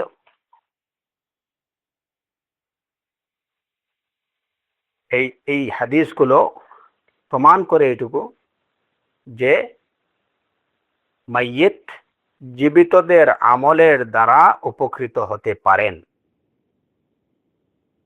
জীবিতদের আমল দ্বারা উপকৃত হতে পারেন। এই হচ্ছে মূল কথা। মৃতরা জীবিতদের আমল দ্বারা উপকৃত হতে পারেন কিনা? হ্যাঁ, মৃতরা জীবিতদের আমল দ্বারা উপকৃত হতে পারেন। ওয়াজিবের ক্ষেত্রে তো আছেই, যেটা হাদিস দ্বারা প্রমাণিত, এবং ওয়াজিব ছাড়াও যদি কোনো নেক কাজ করা হয় তাহলে এর দ্বারা উপকৃত হতে পারেন। এবং এটা শুধুমাত্র সন্তানরা করলেই যে পিতামাতা উপকৃত হবেন তা না, কিংবা পিতামাতা করলে কেবলমাত্র সন্তানরা উপকৃত হবে তা না, বরঞ্চ অন্য যে কেউ যদি সেটুকু করে তাহলে এর দ্বারা তারা উপকৃত হতে পারেন। এখন কথা হচ্ছে যে তাহলে কি সর্বপ্রকার আমলের দ্বারাই কি মৃতরা জীবিতদের সর্বপ্রকার আমল দ্বারাই কি উপকৃত হবেন? মানে আমরা যদি এই কথাটাকে বা এই বিষয়টাকে এইভাবে নিয়ে আসি যে আমরা সওয়াব রেসানি বা ইসালে সওয়াব কিভাবে করব, মানে কিসের দ্বারা, সব ইবাদত দ্বারাই করব নাকি সুনির্দিষ্ট কিছু ইবাদত দ্বারা? এই মশালাটা এখন বুঝে নেবেন ইনশাআল্লাহ, এবং আপনারা বিশেষভাবে একটু খেয়াল রাখবেন যে আমরা এই মর্মে উপনীত হলাম যে মৃতরা জীবিতদের আমল দ্বারা উপকৃত হতে পারেন।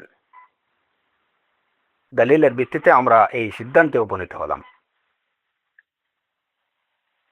শেখ ফৌজান হাফিজাহুল্লাহ, এই যে আমাদের সময়ের শেখ ফৌজান হাফিজাহুল্লাহ, তারপরে শেখ উসাইমিন রাহিমাহুল্লাহ, শেখ বিন বাজ রাহিমাহুল্লাহ, আমাদের আহলুস সুন্নাহ ওয়াল জামাতের উলামায়ে কেরামগণ, এবং পূর্বেকার ইমাম ইবনুল কাইয়িম রাহিমাহুল্লাহ, ইমাম কুরতুবী রাহিমাহুল্লাহ, ইমাম ইবনে কাসির রাহিমাহুল্লাহ, কাতাদা রাহিমাহুল্লাহ, তাউস রাহিমাহুল্লাহ, ওনারা সবাই জমহুর উলামায়ে কেরাম, ফুকাহায়ে কেরাম, মুহাদ্দিসিন এই বিষয়ে একমত, আইম্মায়ে কেরাম এই বিষয়ে একমত যে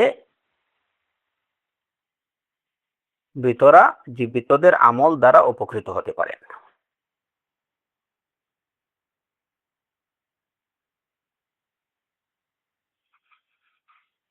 এখন কথা হলো যে যেহেতু উপকৃত হতে পারেন, সুতরাং আমরা এই যে সওয়াব রেসানি বা ইসালে সওয়াব, যে কোনো ইবাদত দ্বারাই কি আমরা ইসালে সওয়াব করতে পারি কিনা, প্রশ্নটা এই জায়গায়। এই ক্ষেত্রে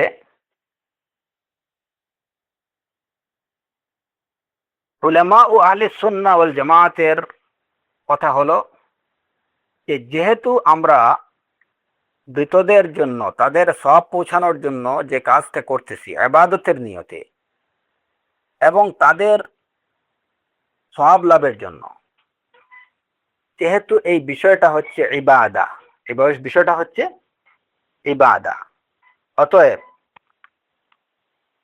ইবাদতটা হচ্ছে তাওকিফি। তাওকিফি হচ্ছে যেটা শরীয়ত সুনির্দিষ্ট বিষয়, শরীয়ত সুনির্দিষ্ট বিষয়। আপনি নিজের সওয়াবের জন্য যখন কোনো কাজ করবেন, কিংবা অন্যের সওয়াবের জন্য যখন কোনো কাজ করবেন, তখন এটা ইবাদত। সওয়াবের, আল্লাহ সুবহানাহু ওয়া তাআলা নৈকট্য লাভের জন্য যখন কোনো কাজ করবেন তখন এটা ইবাদা। আর যখনই ইবাদা হবে তখন এই বিষয়টা হবে তাওকিফি। তখন আর এখানে আপনার নিজস্ব কোনো আইডিয়া, নিজস্ব কোনো পদ্ধতি অ্যাপ্লিকেবল হবে না। আপনাকে ওয়াকফ করতে হবে, নির্ভর করতে হবে কোরআন এবং সুন্নাহর উপরে, এর বাইরে আপনি যেতে পারবেন না। সুতরাং ইসালে সোয়াবের জন্য মন গড়া যা ইচ্ছা কিছু করে এটার সোয়াব বসাই দেবেন, এটার কোনো সুযোগ শরীয়তে নেই। এটার কোনো সুযোগ শরীয়তে নেই। ওই বিষয়গুলোর মধ্যেই আপনাকে থাকতে হবে যে বিষয়গুলো দ্বারা ইসালে সোয়াব প্রমাণিত, কোরআন কিংবা সুন্নাহ দ্বারা প্রমাণিত।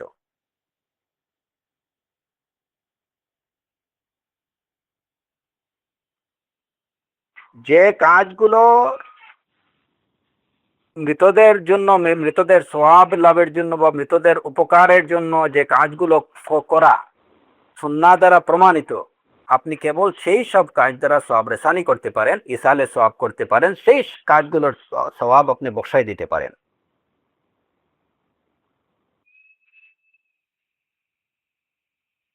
এর বাইরে কোনো কিছু করার সুযোগ আপনার নেই, কারণ এটা হচ্ছে ইবাদা। ইবাদা হচ্ছে আমরুন তাওকিফিয়্যাহ, আমর তাওকিফিয়্যাহ, শরীয়ত সুনির্দিষ্ট বিষয়। অতএব শরীয়ত যতটুকু করতে বলেছে, যে কাজগুলো করে সওয়াব রেসানি করতে বলেছে, আপনাকে এর মধ্যেই সীমাবদ্ধ থাকতে হবে, এর বাইরে যেতে পারবেন না। এটা হচ্ছে মূলনীতি। ইবাদত এটা যে আমরে তাওকিফি, এই বিষয়ে কারো মধ্যে কোনো দ্বিমত নেই। ইবাদত যে তাওকিফি বিষয়, এর মধ্যে এই বিষয়ে কারো কোনো দ্বিমত নেই। তাওকিফি কাকে বলে? যে কাজগুলো শরীয়তের উপরে নির্ভরশীল, কোরআন এবং সুন্নাহর দলিলের উপরে ভিত্তি নির্ভরশীল। এখানে মন গড়া কিছু করার সুযোগ নেই। অতএব আমাদের সমাজে বর্তমানে এই যে মিলাদ, কিছু কয়েকবার দুরূদ শরীফ পড়া, ফাতিহা খানি, কুল খানি, এই সেই যা কিছু এই যে হাবিজাবি আছে, এইগুলা দ্বারা তারা কি করেন? ইতালে সোয়াব রেসানি। প্রশ্ন হচ্ছে যে আপনি কিসের জন্য এই কাজগুলো করতেছেন? এই এই যে যেটা আমাদের সিলেটে এটাকে বলে মুলাদ শরীফ বা মিলাদ শরীফ, বা এই যে বিভিন্ন জায়গায় বিভিন্ন কিতে যে ওই সালাতের পরে কিংবা জুমার পরে সবাই মিলে কয়েকবার সাল্লাল্লাহ পড়লো, দুরূদ শরীফ পড়লো, সূরা এই যে কি থেকে আপনার ফিল থেকে সূরা নাস পর্যন্ত পড়ে আসলো। হ্যাঁ, যখন একটা সূরা শুরু হলো, শেষ করলো, তখন সবাই মিলে লা ইলাহা ইল্লাল্লাহু আল্লাহু আকবার। হ্যাঁ, তারপরে কোথাও ইয়া নবী সালাম আলাইকা, ইয়া হাবিব সালাম আলাইকা, এই যে কিয়াম করার প্রচলন আছে। তো এইগুলা তারা, আমাদের কথা হচ্ছে যে আপনারা এগুলা কেন করতেছেন? যদি এর উত্তর হয় যে হ্যাঁ আমরা মুর্দার বা মাইয়িতের সওয়াবের জন্য করতেছি, তাহলেই আমাদের প্রশ্ন হলো যে সওয়াবের জন্য যদি আপনি কিছু করতে হয়, তাহলে যার থেকে সওয়াব আশা করতেছেন তার তার নির্দেশিত পথেই তো আপনাকে করতে হবে। আপনি আপনার ফর্মুলা অনুযায়ী করলে তো হবে না। আপনাকে যেমন সালাত পড়তে বলা হয়েছে, আপনি যদি আপনার নিজস্ব ফর্মুলা অনুযায়ী সালাত আদায় করেন, তাহলে সেটা সালাত হবে না। আপনাকে অবশ্যই সালাতে সুনির্দিষ্ট ফর্মুলা মানতে হবে। যার জন্য আপনি সালাত পড়ছেন তার নির্দেশিত পন্থা পদ্ধতি অনুযায়ী আপনাকে সেটা আদায় করতে হবে। ঠিক তেমনি ভাবে আপনি যার থেকে সওয়াব আশা করতেছেন, আপনি অবশ্যই তার নির্দেশিত পন্থা অনুযায়ী আপনাকে সেটা পদ্ধতি অনুযায়ী আপনাকে সেটা আদায় করতে হবে। এখন এইভাবে দুরুদ আর কিয়াম করা, দুরুদ পড়া, আর এই যে ফিল থেকে নাচ পর্যন্ত সূরা পড়া, সূরার শেষে লা ইলাহা ইল্লাল্লাহ আল্লাহু আকবার সবাই মিলে সম্মিলিতভাবে করা, এরপরে সবাই মিলে সম্মিলিতভাবে দোয়া করা, তারপরে আপনার জিলাপি মিষ্টি এগুলা বিতরণ করা, এই পদ্ধতিতে আপনি সওয়াব চাইতেছেন, এটা কি শরীয়ত নির্দেশিত? কোরআনে কি এরকম বলা হয়েছে যে আপনি এভাবে করবেন সওয়াবের জন্য, কাউকে সওয়াব পৌঁছানোর জন্য? কিংবা রাসূলুল্লাহ সাল্লাল্লাহু আলাইহি ওয়াসাল্লামের সহিহ হাদিস বাদ দেন, কোন হাসান হাদিস, এমনকি কোন দাঈফ হাদিসও দেখান যেখানে বলা হয়েছে যে এই পদ্ধতিতে, আপনারা যে পদ্ধতি বর্তমান সমাজে আমাদের প্রচলিত যে পদ্ধতি, সেই পদ্ধতি অনুযায়ী সওয়াব রেসানির কোনো কথা বলা হয়েছে। কিংবা সাহাবায়ে কেরাম কেউ এরকম করছেন, তাবিঈন ইজাম তারা কেউ এরকম কিছু করছেন? মা আনজালাল্লাহু বিহা মিন সুলতান। সুতরাং এরকম পদ্ধতির সওয়াব রেসানি এটা কোনোভাবেই গ্রহণযোগ্য না, এবং এর দ্বারা কোনোভাবেই মাইয়িত উপকৃত হবেন না। সওয়াবের বিষয়ে আসলে এটা ইবাদত, আর ইবাদতটা হচ্ছে শরীয়ত সুনির্দিষ্ট, কোরআন এবং সুন্নাহ দ্বারা এটা প্রমাণিত হতে হবে। কোরআন এবং সুন্নাহ যেভাবে বলছে ঠিক সেভাবে করতে হবে, এর বাইরে আপনি এক বিন্দু যেতে পারবেন না। অন্যথায় সওয়াব পৌঁছানো তো দূরের কথা, নিজেরা এর দ্বারা আযাবের অধিকারী হবেন, পানিশমেন্ট আল্লাহর পক্ষ থেকে আযাবের আযাব আযাব শাস্তির যোগ্য হবেন। আর মাইয়িত এর দ্বারা উপকৃত হওয়া তো দূরের কথা, যদি তিনি জীবিত অবস্থায় এই সমস্ত বিষয় থেকে তার উত্তরাধিকারীদেরকে যদি নিষেধ করে না থাকেন, কিংবা এই সমস্ত বিষয়গুলোতে যদি মাইয়িত জীবিত থাকা অবস্থায় সন্তুষ্ট থেকে থাকেন, তাহলে তার মৃত্যুর পরে যদি অন্য কেউ এই সমস্ত কাজ করে, তাহলে এর দ্বারা তিনি শাস্তি পেতে পারেন, শাস্তি পেতে পারেন। এখন যেভাবে অন্যের আমল দ্বারা শরীয়ত নির্দেশিত পন্থায়, অন্যের আমল দ্বারা যেভাবে পন্থায় যদি অন্য কেউ জীবিত কেউ যদি আমল করে মাইয়িতের জন্য সওয়াবের জন্য, তাহলে যেভাবে মাইয়িত উপকৃত হতে পারেন, ঠিক তেমনি ভাবে কখনো কখনো অন্যের আমল দ্বারা মাইয়িত শাস্তিও পেতে পারে।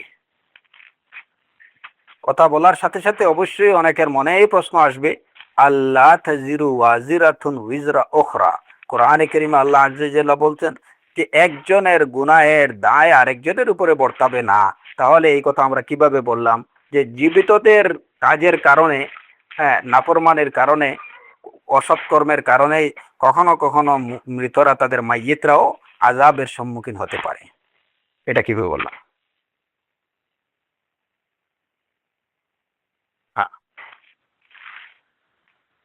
এই কথাটা রাসূলুল্লাহ সাল্লাল্লাহু আলাইহি ওয়াসাল্লামের হাদিস দ্বারা প্রমাণিত। ইন্নাল মাইয়িত লা ইউআযযাবু বিবুকাই আহলিহি আলাইহি। যেমন একটা উদাহরণ দিলাম যে রাসূলুল্লাহ সাল্লাল্লাহু আলাইহি ওয়াসাল্লাম বলছেন, হাদিস সহিহ, যে মাইয়িত লা ইউআযযাবু বিবুকাই আহলিহি আলাইহি, তার পরিবার যখন, তার মৃত্যুর পরে তার পরিবার যখন সুরগুল করে কান্নাকাটি করে, অন্য হাদিসে আছে আর নিয়াহাতের কথা, সুরগুল করে যদি কান্নাকাটি করে, তাহলে এর দ্বারা মাইয়িত আযাব পাবে। এখন কথা হচ্ছে যে পরিবার সুরগুল করে কান্নাকাটি করছে, এর জন্য মাইয়িতকে আযাব দেওয়া হবে কেন? আল্লাহ আযজা ওয়াজাল্লাহ বললেন, আল্লাহ তাজিরু ওয়াজিরাতুন উইজরা উখরা। এই প্রশ্নের জবাবে উলামায়ে কেরামরা বলছেন যে এখানে প্রথমত কথা হচ্ছে যে ওই লোক, সে জীবিত থাকাকালীন সময়ে যদি তার পরিবারকে এই সব কাজ থেকে নিষেধ না করে থাকে, কখনো তার জীবিত আত্মীয় স্বজনদেরকে এরকম কাজ করতে দেখে যদি সে নিষেধ না করে থাকে, এই সমস্ত কাজে যদি সে জীবিত থাকাকালীন সময়ে সন্তুষ্ট থাকে, আর তার মৃত্যুর পরে যদি এই কাজগুলো এইভাবে শোরগোল হাউমাউ করে চিল্লাচিল্লি করে বুক ফাটা আর্তনাদ করে তার পরিবার, তাহলে এর দ্বারা সে শাস্তিপ্রাপ্ত হবে। কারণ সে তার রেসপন্সিবিলিটি বা তার যে দায়িত্ব ছিল, সে দায়িত্ব সে আদায় করেনি।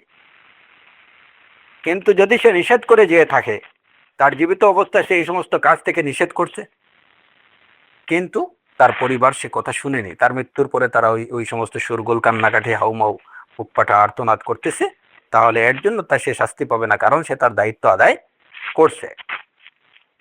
এই গেল একটা জবাব। দ্বিতীয় জবাব হচ্ছে যে আল্লাহ তাজিরু ওয়াজিরাতুন উজরা উখরা, এটা হচ্ছে একটা আম কথা, সাধারণ কথা, ওইখান থেকে কিছু বিষয়গুলোকে খাস করা হয়েছে। এটা হচ্ছে আত-তাখসিস বা'দা তামিম, আত-তাখসিস বা'দা তামিম। সাধারণভাবে একটা কথা, যেমন আমরা বলি যে না আজকে হালাকায় কেউ আসেনি, হ্যাঁ তবে দুই একজন আসছে। এই যে কেউ আসেনি বলতে আমরা সাধারণভাবে প্রথমে কেউ আসেনি সেটা নেই, ওইখান থেকে দুই একজন বা নাম ধরে আমরা বললাম যে এখানে দুই একজন আসছেন, অমুক অমুক আসছে, এটা হচ্ছে তাখসিস বা'দা তামিম। তো আল্লাহ তাজিরু ওয়াজিরাতুন উজরা উখরা, এই আয়াত, কোরআনে কারীমের এই আয়াতে সাধারণভাবে ওই বিষয়টা কি করা হয়েছে এবং নিষেধ করা হয়েছে। আর কোরআনের তাফসীর হচ্ছে রাসূলুল্লাহ সাল্লাল্লাহু আলাইহি ওয়াসাল্লামের হাদিস, ওইখানে এই বিষয়টাকে খাস করে দেওয়া হয়েছে যে ওইখান থেকে এইটা আও। হ্যাঁ, ইন্নাল মাইয়িত লা ইউআযাবু বিদুকাই আহলিহি আলাইহি। আচ্ছা, তো এইভাবে যদি কেউ, ওই যে বললাম যে ইসালে সোয়াবের নামে এই সমস্ত কাজ, তথাকথিত এই যে মুলাদ শরীফের নামে যে সমস্ত বিদআগুলো হয় আমাদের সমাজে প্রচলিত, এগুলা যদি কেউ করে, আর ওই লোক জীবিত থাকাকালীন সমস্ত অবস্থায় যদি এই বিষয়গুলোতে সন্তুষ্টি পোষণ করে, তাদেরকে যদি নিষেধ না করে থাকে, তাহলে সে এর দ্বারা আযাবের সম্মুখীন হতে পারে। আর যদি সে বিষয়গুলো থেকে তারা মানে আত্মীয় স্বজনকে নিষেধ করে গেছে কিন্তু তারা তার অমান্য করছে, তাহলে এর জন্য তাকে জবাবদিহি করতে হবে না, কারণ সে তার ডিউটি ডিসচার্জ করছে। তো এই কাজগুলো সওয়াব রেসানি করতে হলে বা ইসালে সওয়াব করতে হলে অবশ্যই শরীয়ত নির্দেশিত পন্থায় করতে হবে। আর শরীয়ত আপনাকে বলে দিছে যে আপনি কি কি ভাবে আপনি সওয়াব রেসানি করতে পারেন। এখন আমরা চলে আসি এই আলোচনায় যে সওয়াব রেসানি করা শরীয়ত নির্দেশিত পন্থায় বা সঠিক পদ্ধতিতে সওয়াব রেসানি যার দ্বারা মাইয়িতরা উপকৃত হতে পারেন, সেই কাজগুলো কি? সেই কাজগুলো হচ্ছে প্রথমত আদ-দুআ। রব্বানা ইগফির লানা ওয়া লিইখওয়ানিনা আল্লাযীনা সাবাকুনা বিল ঈমান রব্বিরহামহুমা কামা রাব্বায়ানি সগীরা। তারপরে এই দোয়া। দ্বিতীয় হচ্ছে as-সাদাকা, সাদাকা আনিল মাইয়িত, মাইয়িতের পক্ষ থেকে সাদাকা করুন, ঠিক আছে, এর দ্বারা সে উপকৃত হবে। ইযা মাতাল ইনসান ইনকাতা আমালুহু ইল্লা মিন সালাস, সাদাকা জারিয়া আও ইলমুন ইনতাফাউ বিহি আও আমালুন সালিহুন ইয়াদউ লাহু। সাদাকা, মাইয়িতের পক্ষ থেকে সাদাকা করেন, এটা মাইয়িতকে উপকৃত করবে, এর দ্বারা মাইয়িত উপকৃত হবেন। এরপরে এই যে হাদিস, যদিও এখানে একজন সুনির্দিষ্ট কেউ তার মায়ের সম্পর্কে, যে মায়ের পক্ষ থেকে যদি আমি সাদাকা করি তো এর দ্বারা আমার মা উপকৃত, আজার পাবেন কিনা, রাসূলুল্লাহ সাল্লাল্লাহু আলাইহি ওয়াসাল্লাম বলছেন পাবেন। কিন্তু এখানে হাসার না, উদ্দেশ্য হাসার না, শুধুমাত্র ছেলে মায়ের জন্য করলেই পাবে, অন্য কেউ করলে পাবে না, এটা না। তারপরে এই যে জানাজার যে বিষয়, যে যদি লোকজন উপস্থিত হয়ে একজন মুসলিমের জানাজায় যদি তার জন্য আল্লাহ আযজা ওয়া জাল্লার কাছে ক্ষমা প্রার্থনা করে, আল্লাহ সুবহানাহু ওয়া তাআলা তাদের এই সুপারিশ কবুল করবেন, এর দ্বারা সে উপকৃত হবে। তো এই যে এর দ্বারা প্রমাণিত হয় যে দোয়া, সেই দোয়া জানাজায় উপস্থিত হয়ে হতে পারে, জানাজা ছাড়াও একজন মুমিনের জন্য দোয়া করা যেতে পারে, সেটা তাকে উপকার দেবে। তারপরে কুরবানি, কোরবানি মাইয়িতের জন্য কোরবানি করা যেতে পারে, এটা তাকে উপকার দেবে। রাসূলুল্লাহ সাল্লাল্লাহু আলাইহি ওয়াসাল্লাম তার উম্মতের জন্য করছেন, সুতরাং এটাও সুন্নাহ দ্বারা প্রমাণিত। তারপরে মাইয়িতের জন্য হজ, উমরা করা যেতে পারে, নওয়াফিল, যদি আবশ্যকীয় বা ফরজ হজ যদি তার দায়িত্বে থাকে তাহলে তো অবশ্যই সেটা আদায় করতে হবে। যদি তার উপরে যে তার জন্য যদি নিজের হজ আদায় করার পরে যদি তার জন্য যদি নফল উমরা করা হয়, তাহলে সেটা দ্বারা তার উপকার হতে পারে। এই বিষয়গুলা হাদিস দ্বারা প্রমাণিত। এখানে কিছু কিছু উলামায়ে কেরাম বলছেন যে এর বাইরেও, যেমন কোরআনে কারীমের তিলাওয়াত দ্বারা উপকৃত হতে পারেন, কিন্তু আমাদের আহলুস সুন্নাহ ওয়াল জামাতের উলামায়ে কেরামরা, বিশেষ করে ইমাম ইবনে তাইমিয়া রাহিমাহুল্লাহ, যদি ইমাম ইবনুল কাইয়িম রাহিমাহুল্লাহ তিনি বলছেন যেমন তিলাওয়াত, কোরআনে কারীম তিলাওয়াত করা যদি হয় মাইয়িতের উদ্দেশ্যে, সওয়াব লাভের উদ্দেশ্যে, তাহলে এর দ্বারা মাইয়িত উপকৃত হতে পারেন। কিন্তু ইমাম ইবনে তাইমিয়া রাহিমাহুল্লাহ এই বিষয়ে তিনি একটু ভিন্ন মত পোষণ করছেন।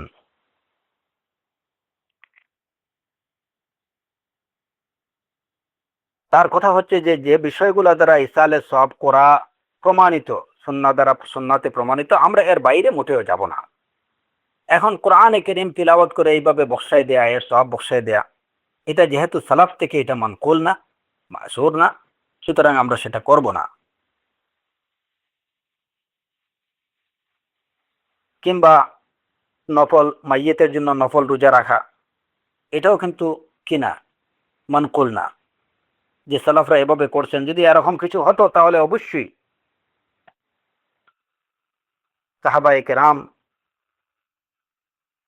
রিদওয়ানুল্লাহি আলাইহিম আজমাইন রাসূলুল্লাহ সাল্লাল্লাহু আলাইহি ওয়াসাল্লামের জন্য করতেন, কিংবা তাদের পরিবারের সদস্যদের জন্য করতেন, একজন আরেকজনের জন্য করতেন, এভাবে কোরআন তিলাওয়াত করে সেটা বসায় দিতেন, যেটা আমাদের সমাজে ব্যাপকভাবে প্রচলিত। প্রায় প্রত্যেকটা মসজিদে শোনা যায় যে ফুলান কোরআন তিলাওয়াত করছেন, এই সওয়াবটা বসায় দেওয়ার জন্য ইমাম সাহেবকে বলছেন। আল্লাহুল মুস্তাআন। মানে এটা এটা তিলাওয়াত করলেন উনি, মানে বসায় দেওয়ার কাজ হলো আরেকজনের। এই যে ধারণাটা, এই ধারণাটা এটা এটা আমি কি বলবো, যে এটা অজ্ঞতার পরিচায়ক।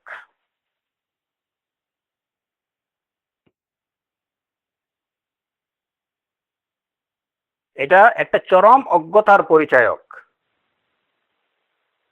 প্রায় শোনা যায় যে ফুলান মহিলা কিংবা ফুলান পুরুষ তিনি কি করছেন, রমাদানে কোরআন তিলাওয়াত করছেন, এক খতম খরচ করছেন, তো এটার সওয়াবটা উনি ওনার মুর্দাদের জন্য বসাই দেওয়ার জন্য ইমাম সাহেবকে অনুরোধ করছেন। ইমাম সাহেব সালাতের পরে এলান করলেন ফুলান ফুলান ফুলান ওনারা কোরআন তিলাওয়াত করছেন, এটার সওয়াব তার মুর্দাদের জন্য বসাই দেওয়ার জন্য বলছেন। এবার সবাই হাত উঠান। চরম অজ্ঞতার পরিচায়ক ছাড়া আর কিছু না, এটা চরম অজ্ঞতা। কেন? প্রথমত আমরা ওই কথাতে পরে যাচ্ছি যে এইভাবে কোরআনে কারীম তিলাওয়াত করে সব পৌঁছানো যায় কিনা। আমরা কিছু সময়ের জন্য যদি মেনে নেই যে হ্যাঁ যাচ্ছে, তাহলে কথা হলো যে কোরআন তিলাওয়াত করলো কি? আপনি। কোরআন তিলাওয়াতের দ্বারা উপকৃত সওয়াব লাভ করলো প্রথমে কে?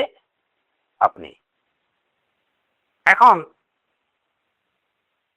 আপনার সওয়াবটা আরেকজনের কাছে হ্যান্ড ওভার করলেন কিভাবে আপনি?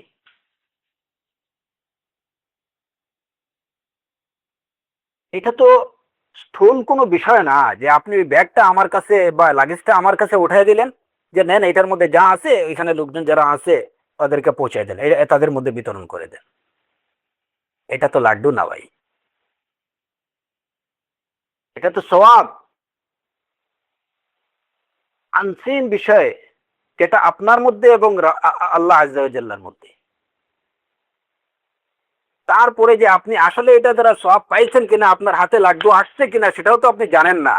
তা আপনি আবার ইমাম সাহেবের হাতে উঠাই দিবেন, কি উঠাই দিবেন আপনি? আপনি ঠিকমতো তিলাওয়াত করতে পারছেন কিনা, কতটুকু সওয়াব আপনি লাভ করছেন, আসলেও এর দ্বারা কোনো সওয়াব হয়েছে কিনা, আপনার সহি শুদ্ধ তিলাওয়াত হয়েছে কিনা, অজু করে করছেন কিনা, হ্যাঁ, তারপরে কি উদ্দেশ্যে করছেন, কিভাবে করছেন, সওয়াব কতটুকু পাইছেন, আপনি কিছুই জানেন না। আরেকজনকে হ্যান্ড ওভার করে দিচ্ছেন যে ওইটা বসাই দেন। আল্লাহুল মুস্তাআন। বেয়াক্কেলিয়ার আহম্মকি কাকে বলে?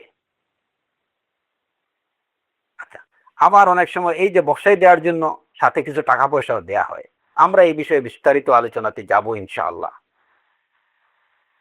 মিলাদ শরীফ পড়ে কিছু সিন্নি দিয়ে মসজিদে পাঠায় দেয়া হলো মিলাদ শরীফ। হুজুরকে সাথে টাকা আরো 500 বা 1000 যে উনি মিলাদ শরীফ পড়বেন। আল্লাহুল মুস্তাআন। এইভাবে আমাদের সমাজে যে অনেক ধরনের অপকর্ম, কুকর্ম, এগুলাকে অপকর্ম এবং কুকর্ম ছাড়া আর কিছু বলা মনে হয় ঠিক হবে না। এগুলা অপকর্ম, নেক্সট অপকর্ম, কুকর্ম। কারণ যেগুলো বিদআত, এর থেকে নিকৃষ্ট কাজ আর কি হতে পারে। শাররুল উমুরি মুহদাসাতুহা। তো কথা হলো যে কোরআনে কারীমের তিলাওয়াত করে সওয়াব এটার পৌঁছানো যায় কিনা, নফল সিয়াম পালন করা যায় কিনা ইসালে সওয়াবের জন্য, নফল সালাত পড়া যায় কিনা ইসালে সওয়াবের জন্য, এই বিষয়ে জমহুর উলামায়ে কেরাম, জমহুর ইল্লা মাশাআল্লাহ দুই একজন ছাড়া বেশিরভাগ উলামায়ে কেরামের অভিমত হচ্ছে যে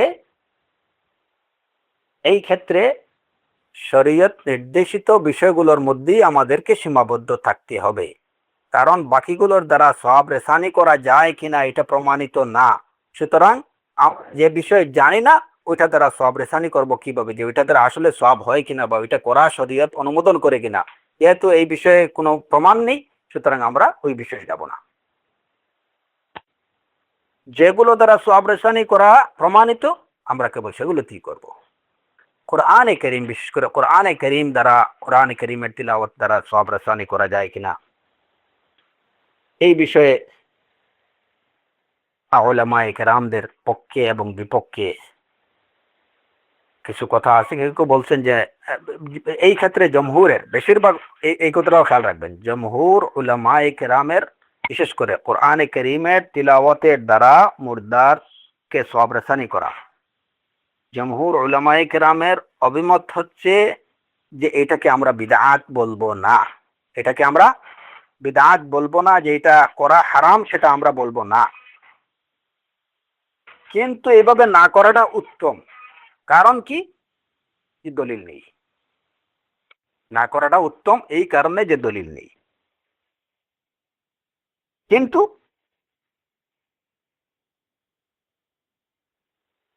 কাউকে যদি দেখেন যে সে নিজে কোরআনে কারীম তিলাওয়াত করে এর সওয়াবটা তার নিকট আত্মীয় স্বজনদেরকে পৌঁছায় দিচ্ছে, পৌঁছা পর্যন্ত আল্লাহর কাছে কি করতেছে, চাইতেছে, তাহলে আপনি তার এই কাজটাকে বিদআত বলে ফতোয়া দেবেন না। কারণ ফতোয়াবাজির বদভ্যাস যাদের আছে, এই যে সকল আহলুল হাদিসদের মধ্যে, এই বদভ্যাস থেকেও দূরে থাকতে হবে।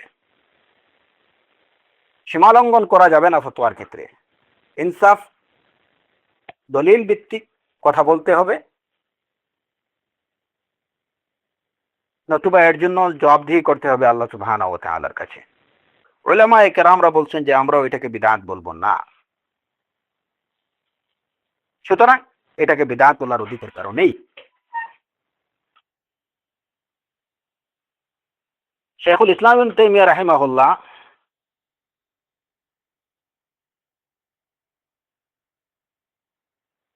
তিনি বলেছেন যে যেটা কুরুনে মুফাদ্দালার মধ্যে, মানে সেই খায়রুল কুরুনের মধ্যে যে কাজটা বা যে বিষয়গুলো প্রচলিত ছিল, যে তারা আল্লাহ আযজা ওয়া জাল্লার ইবাদত করতেন, বিভিন্ন রকম ইবাদত, ফরজ, নফল, আর এই কাজগুলো করে তারা মুমিন এবং মুমিনাতদের জন্য দোয়া করতেন। জীবিত যারা আছেন তাদের জন্য, মাইয়িত যারা আছেন তাদের জন্য।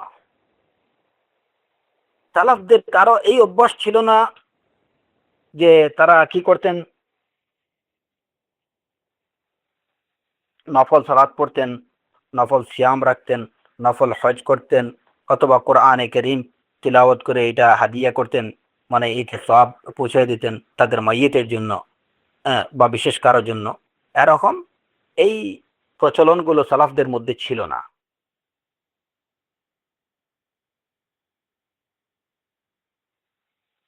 তাদের সালাফরা কি করতেন, যে ওনারা নেক আমল করতেন, ইবাদত করতেন, করার পরে তারা আল্লাহ আযজা ওয়া জাল্লার কাছে দোয়া করতেন আহিয়া এবং আমওয়াত সবার জন্য। এবং এইটাই হচ্ছে আসলে বুদ্ধিমানের কাজ। আপনি তিলাওয়াত করলেন কোরআনে কারীম, পুরা শুরু থেকে শেষ পর্যন্ত।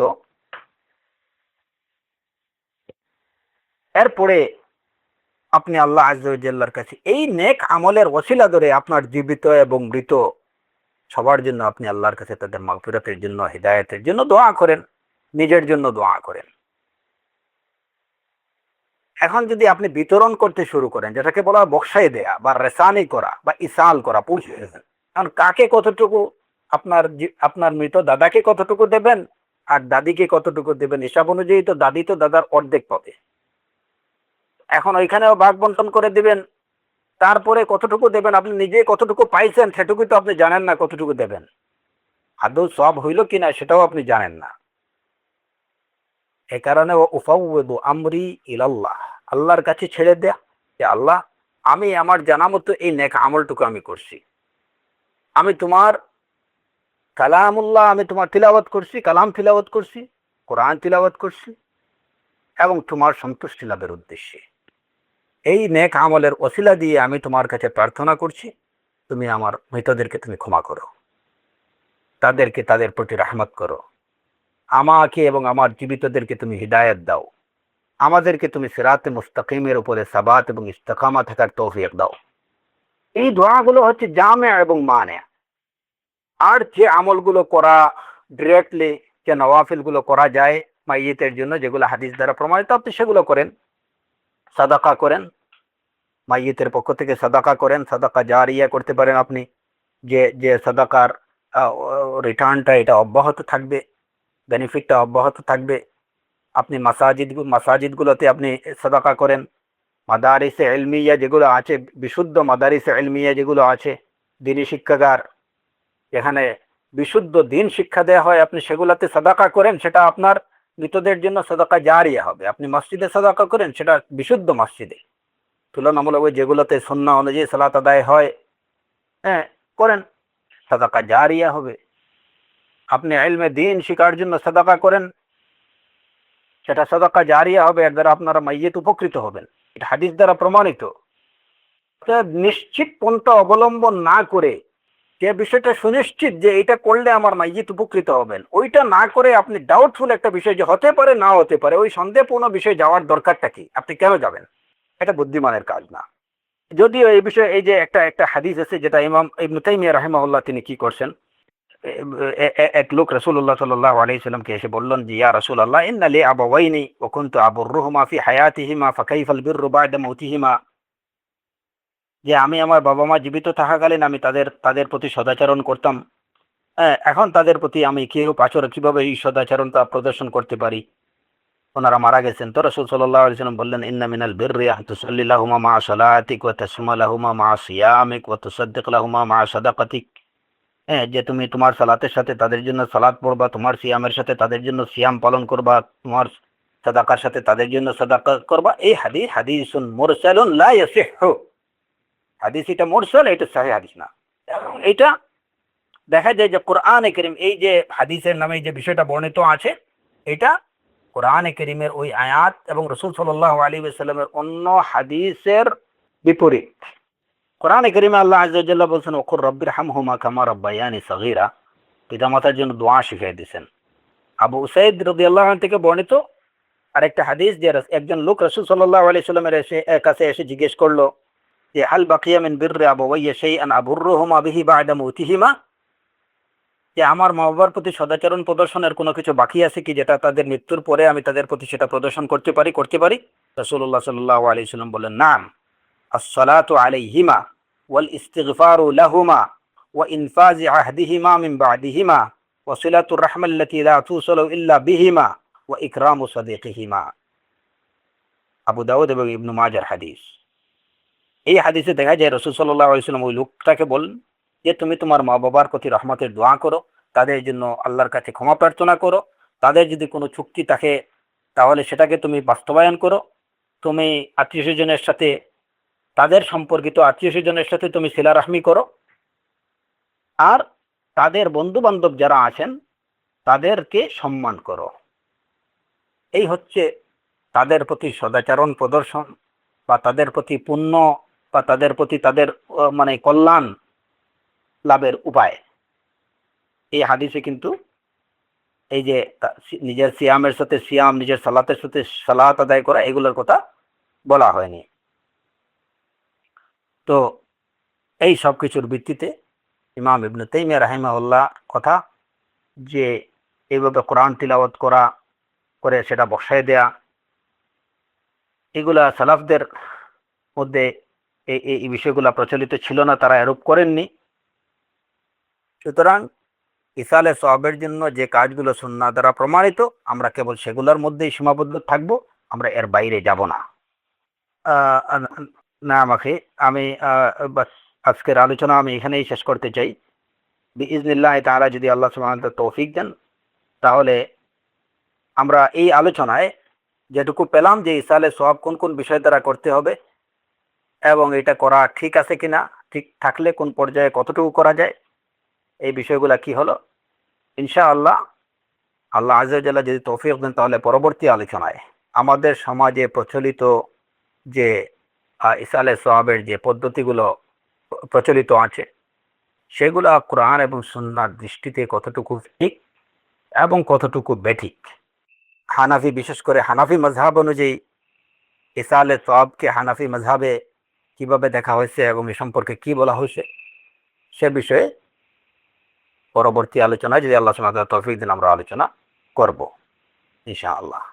তো আজকের আলোচনা এই পর্যন্তই। আল্লাহ সুবহানাহু ওয়া তাআলা আমাদেরকে সর্বক্ষেত্রে কোরআন এবং সুন্নাহর অনুসরণের তৌফিক দিন এবং আমাদেরকে প্রত্যেককে সিরাতে মুস্তাকিমের উপরে অটল এবং অবিচল থাকার তৌফিক দিন।